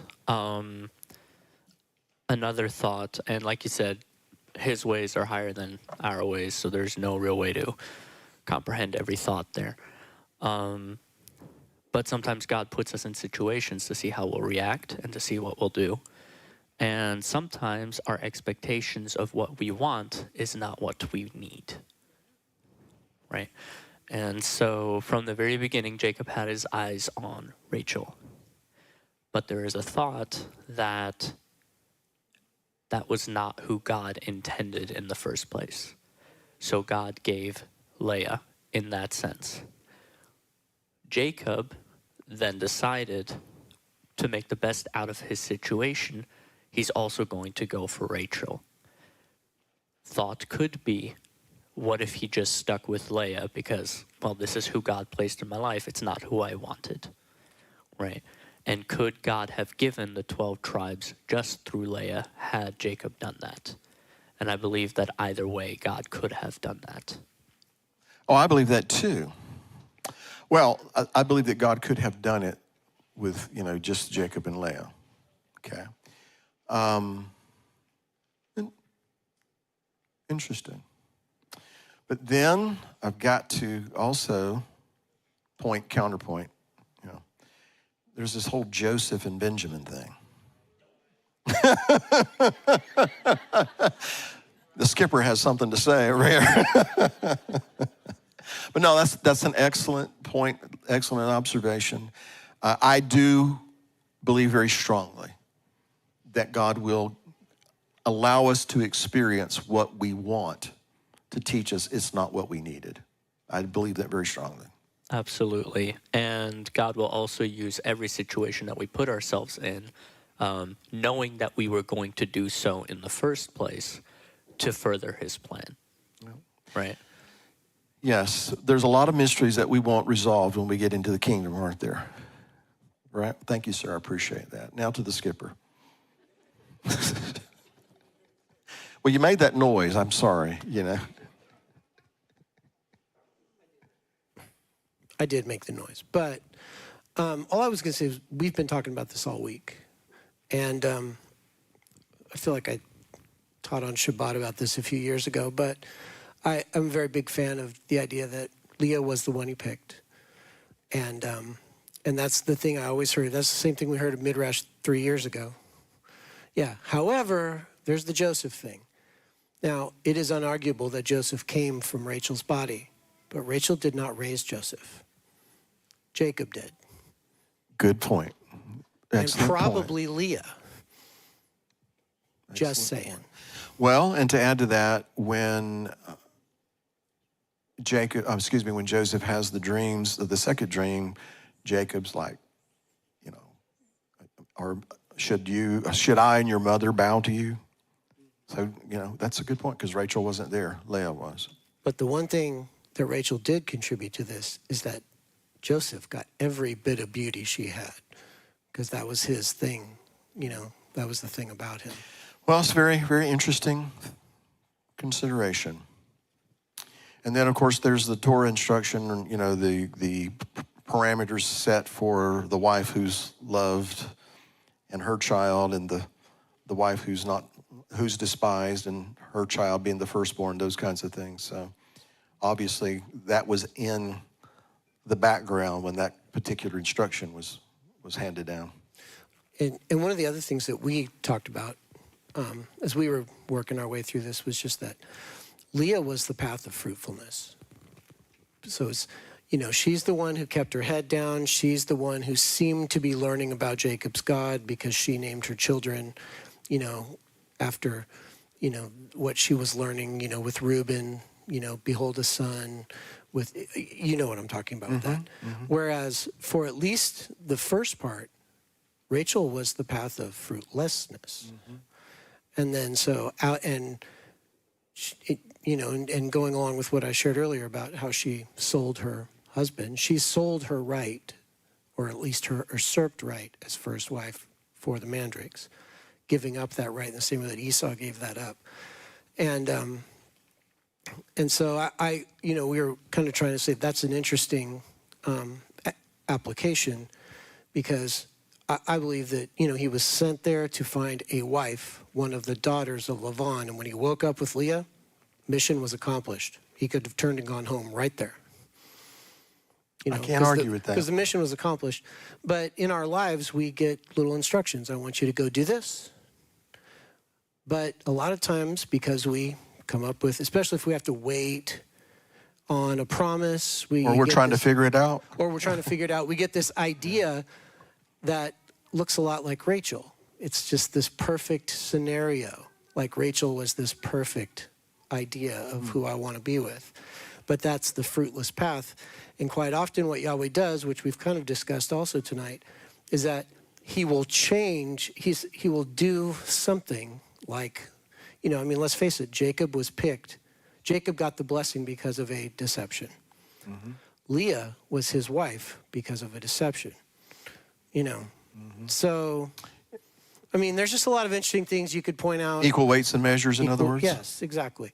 And so when we're trying to work our way through one of these scenarios, we have to be willing to set aside what looks perfect to us for what is actually, what's going to bear fruit. So this raises the question in my mind about the prophecy of Rachel weeping for her children.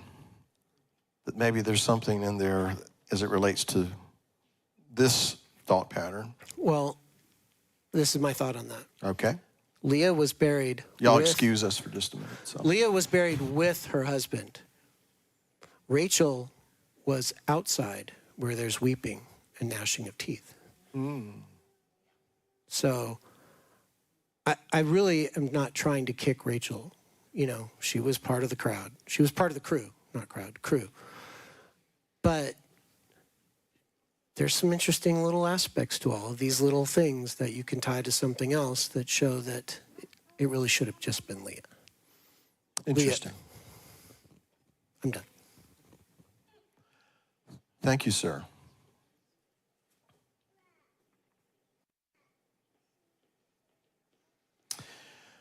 Okay, if you, Garrett, I'm assuming you're in the back directing or handling these. If you will put that one to the side that you got up there right now, because it's really technically not on topic.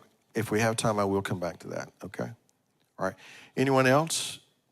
Do you have another one that's related to the Torah portion or what we've been discussing so far?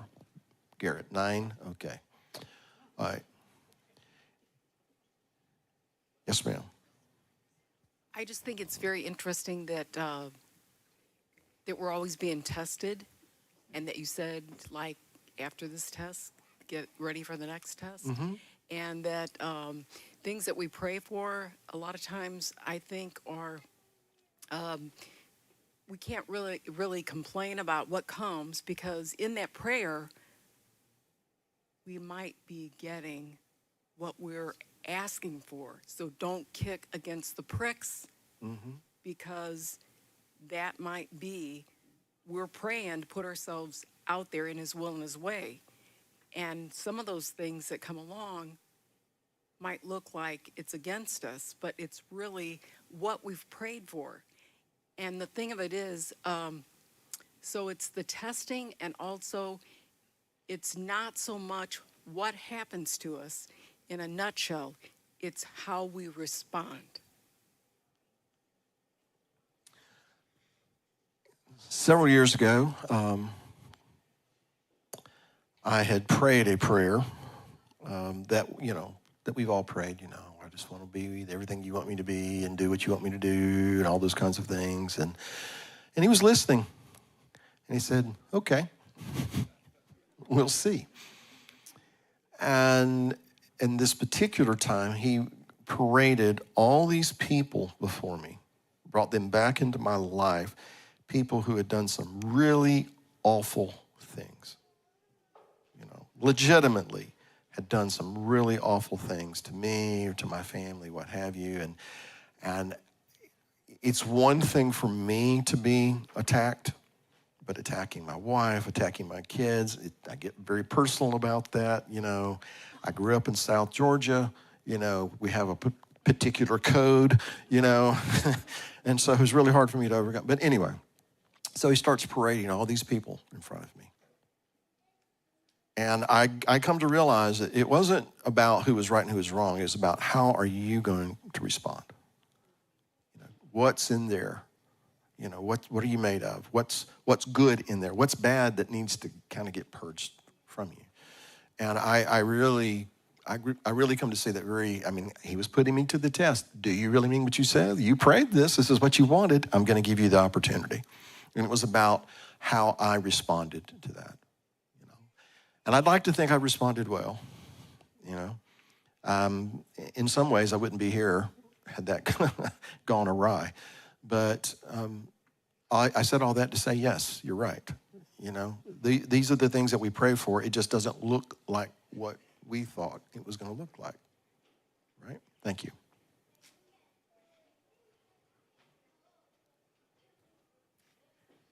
So I think that goes along with part of what we were talking about earlier with prophecy. I know personally, I have definitely adjusted my understanding of what the latter days are going to look like so many times. The verse that keeps coming back to mind is, if it were possible, even the elect would be deceived. So that keeps me on my knees, trying to discern carefully. Is that probably where you're at too, is just trying to hear carefully and understand? Because I don't want to jump into a lake. I don't want to jump into a decision or a thought that really is not from him, but it's man's concept.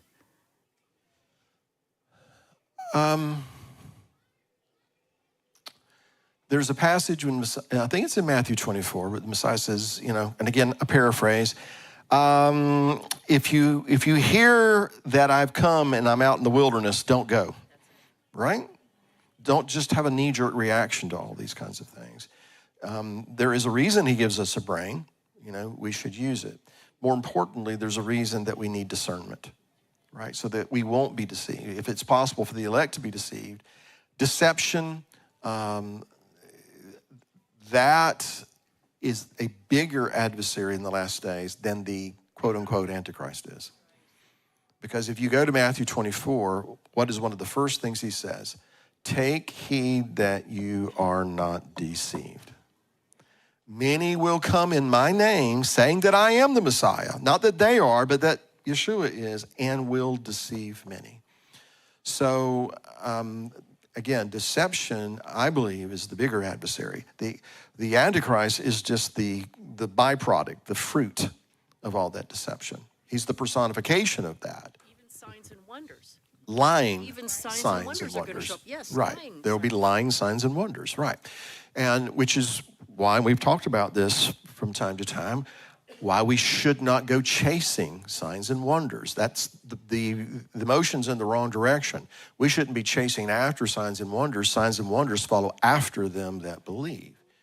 So it is possible to be deceived, and it doesn't have to be the Antichrist that deceives you. It doesn't have to be the false prophet that deceives you.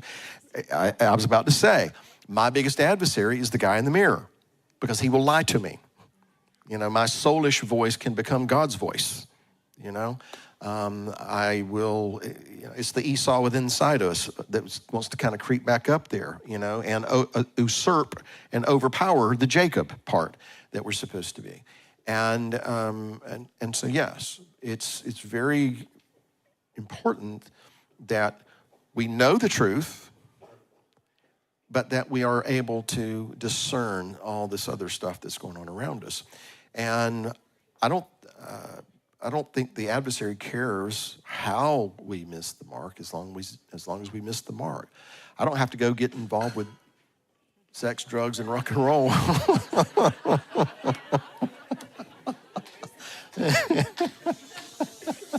I didn't notice that. I'm sorry. I don't have to get involved in the obvious and blatant things to be a victim of deception, right? Okay. Yeah. All righty. Did you raise your hand? Did you want to say something again? Okay, let her add something on real quick, and then I'll give it back to you, okay? I just wanted to say what the one gentleman said about looking at what's real, what's true, what's lovely, what's good, what the truth. Because if we know what they say, like if you're a counterfeit, if you know what the real is, you will be able to spot the counterfeit. You will be able to notice the red flags. So you keep your eye on Yeshua. All right. Well, yes, ma'am. Thank you. And I want to add this. You know, one of the valuable things that can come out of a Midrash is when we have discussions and somebody brings a point of view, something that we haven't thought of before, and the bulb goes off, the light goes off in your head, and you really, oh yeah, that's truth. There's value in that for the days ahead, because, you know, the more and more, you know, we come together and we encourage one another and we share what we've learned from the Word by the Spirit of God. We can help one another and grow and mature in that. Then we become less and less susceptible to the deception, because most of the people who are going to be deceived are going to be people who believe there's a God, who, you know, think they're God, and maybe even thinks that they are a believer in God, but they don't know what the Word says. They have this knowledge of God, but they don't know God. And those are people who are going to be very, very susceptible to deception. So anyway, that was just to say that there's great value when we can come together and we can, you know, engage one another and share these things together, because that, you know, it helps us all to mature. You know, I've learned some things today. You know, my thinking is being challenged in some things, and that's a good thing. Mrs. Cloud. Okay, in that same vein, my thinking is being challenged because I'd never really considered before the concept that Rachel could have been his permissive will opposed to Leah being the perfect will. And yet Rachel, was what he was attracted to. So when I was reading in the portion, the things I had circled, when I was reading it the other day, was in 30 verse 7, verse 8, when it talked about, and Rachel said, sacred schemes have I maneuvered to equal my sister, and I have also prevailed. To me, that kind of shines a light on her character. Now, yeah, she and Leah were both having a contest. Who can get him tonight and get another baby, another son from him, right? But when she talks about the sacred schemes, now, you can say, well, she was doing it in and of herself, or it could be that, you know, she's scheming with God to try to figure out and beg him. Either way, we have this. We have that she was the one who stole the idol from her father's house, apparently something that she had grown up around and was comfortable being around and didn't have a problem taking with her. I don't know the reason, and maybe somebody else can shed light on that, why she would take that, unless it's that, you know, oh, well, we certainly don't have an inheritance with him. At least I'll grab this on the way out, thinking it had some value. And then when he came in and asked about it, on top of stealing, she lied to her dad. So her character has always puzzled me a little bit, and why such a man as Jacob would go for someone like Rachel with these seeming character flaws. We all have them. There's no perfect person, no perfect wife or husband. But it seems, tagging on to what Stephen said, that maybe Rachel was someone to challenge Jacob, to maybe expose a weakness in him and keep him on his toes. Maybe God was using her for that, and that she was the worldly things he sought after, where Leah was the spiritual things he should be seeking after. Well, it is very interesting to consider. So it's been, like I said, my thinking's been stretched in some things today. All righty, Ryan, do you want to bring that one back? Oh, no, hold on, Ryan, go ahead. Okay. Okay, I just wanted to say, that Rachel grew up with that Laban. I was surprised that when I was reading through over the years, how she stole this and that, and the deceptions and different things like that. But look who her daddy was. He was a hot mess, and she grew up under that stuff. And of course she would be influenced by that and learn from that. And it just, in my mind, it just juxtaposed to the responsibility, the great responsibility that parents and grandparents have, in the way that our children are influenced by us, for the better or not. And what else was I going to say? Oh, I just was going to say that that family, when he was ready to leave, and they kept saying, "Oh, let her stay a little longer. Ask her what she wants to do." She said, "I'm out of here. Let's get out of here." What a rescue job that was for her, to get away from that family and that crazy dad of hers. And the two ladies, the Leah and Rachel. I do not want to disparage Rachel at all, but I heard a friend of mine in this company say one time, "There's no amount of pretty to make up for crazy,"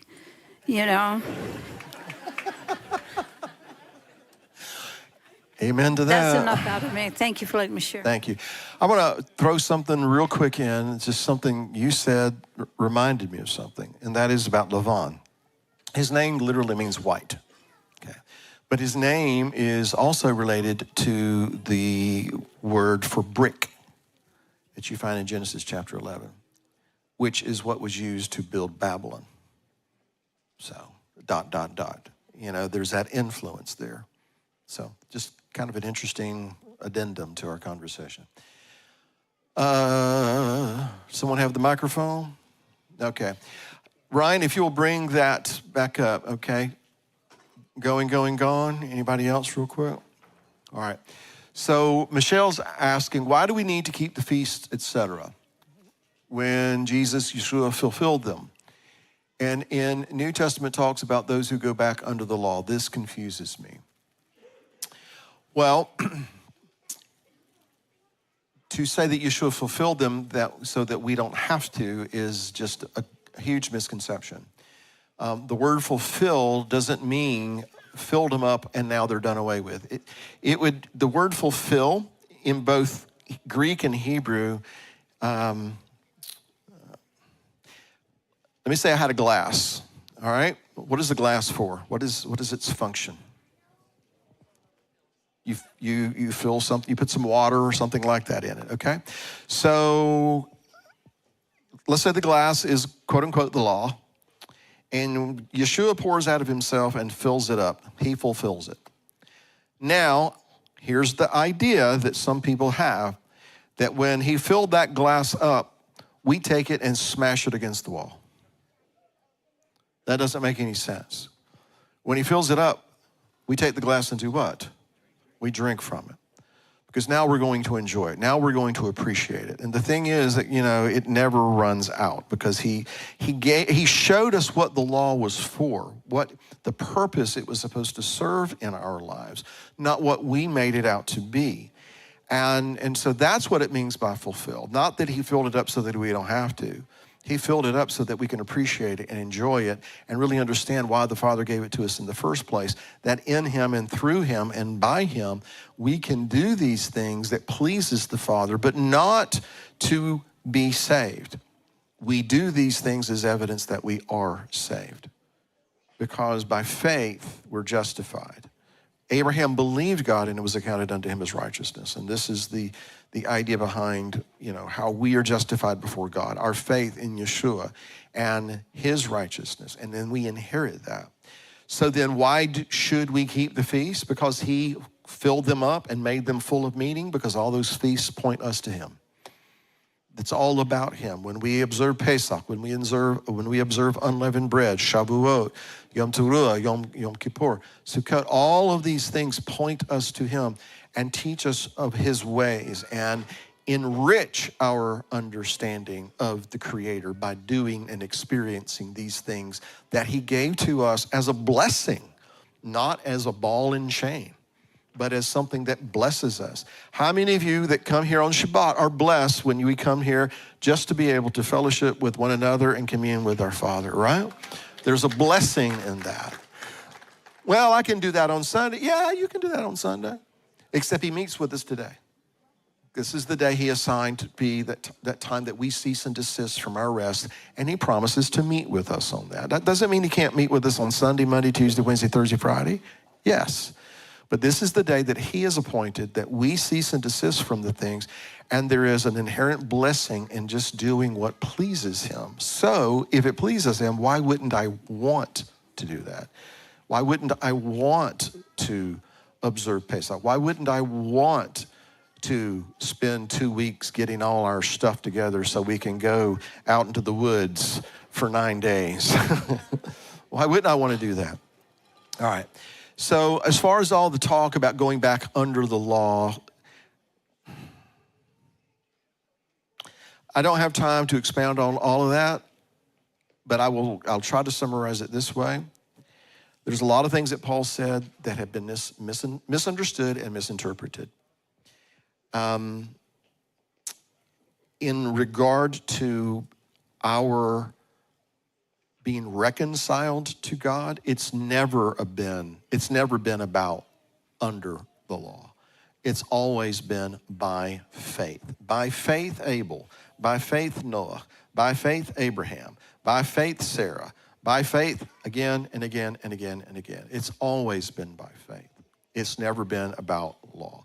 The whole thing with Cain and Abel, the fact that Cain's offering was rejected and Abel's offering, which was the same kind of offering, by the way, go read it, was accepted. It's because he offered also the firstlings of his flock and of their fat. So again, things that point us to Yeshua. So anyway, I'll stop there. If you're really interested in getting into the nuts and bolts of it,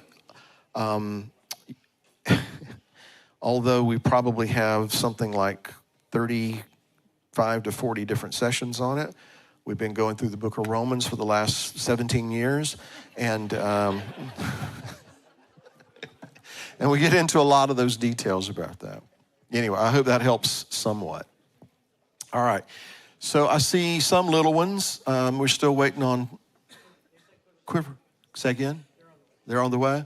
All right. Does anybody else have anything to add to anything we've talked about today? The end of the world, the apocalypse, and life as we know it. Yes, ma'am. I can't believe how much I'm talking today. No comment from you. Okay, so I appreciated one of the things that Mr. Howell said, and I wanted to add to that. I can't take credit again. It's in the commentary. But when he talked about when he put the rods before them, what they looked on is what they became.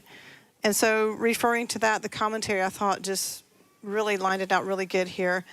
And this was on chapter 30, verse 38. And what they had to say is, if imagination is a determining factor in the nature of unborn lambs, as this verse indicates, then how much more important will it be when sensitive thinking human beings procreate? Therefore, when husband and wife unite, they must purge their minds of all impure thoughts and every element which is foreign or which concerns third parties. The degree of their moral and spiritual purity will affect the souls of their children. So what do we put before our children for them to become? You know, our very imaginations need to be pure. So it's going much deeper than just what are the things that we do, what are the things that we say. It's what are the things that we think that no one will ever know except for him. Imagination is what led to the confusion and the confounding of the languages. So there is something to that. And our children are affected by it. Yeah, unfortunately. Oh, the things that we wish we had known before we got born again, huh? Are you raising your hand because you want to say something? Are you raising your hand? Okay. Okay. Jacob has one thing to say. Where's Rachel? No, I'm playing.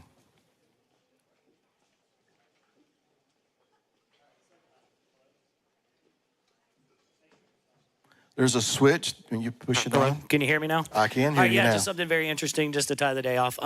So when I did a search on do not be deceived or do not let yourself be deceived in the New Testament, it appears 7 times.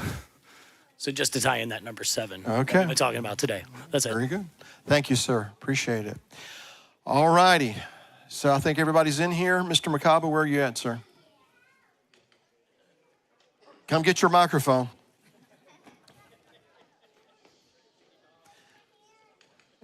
Is it all right if I mess with him, Dad? Okay, all right. Since you've been such a help today, yes, thank you. It's past my bedtime. Mr. Makaba, I'd like for you to come up here, sir, on the platform and lead us in prayer as we dismiss, okay?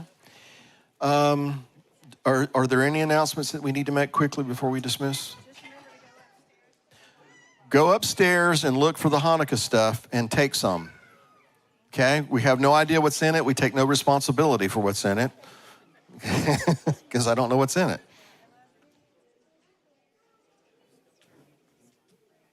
All right, no prayer meeting this month because there's some things going on in the sanctuary, right? Pray at home, okay? We will not have services on Wednesdays until December 25th, which is the beginning of Hanukkah. I don't think there's anything else going on that day. You might as well come and and join us for the beginning of Hanukkah, all right? All right, all hearts and minds clear, as we used to say, all right? All right, we're good? Sir, will you lead us in prayer as we dismiss? Dear Abba Father, I just come here today to thank you for letting us join together in fellowship with one another. And I would like to ask you just to heal anyone who needs healing and help anyone who needs to see you. And I just pray that everyone has a safe trip home and that we will all be able to see each other next week. In your holy name, amen. Amen. Thank you, sir. I appreciate it. Thank you. Everybody be safe going home.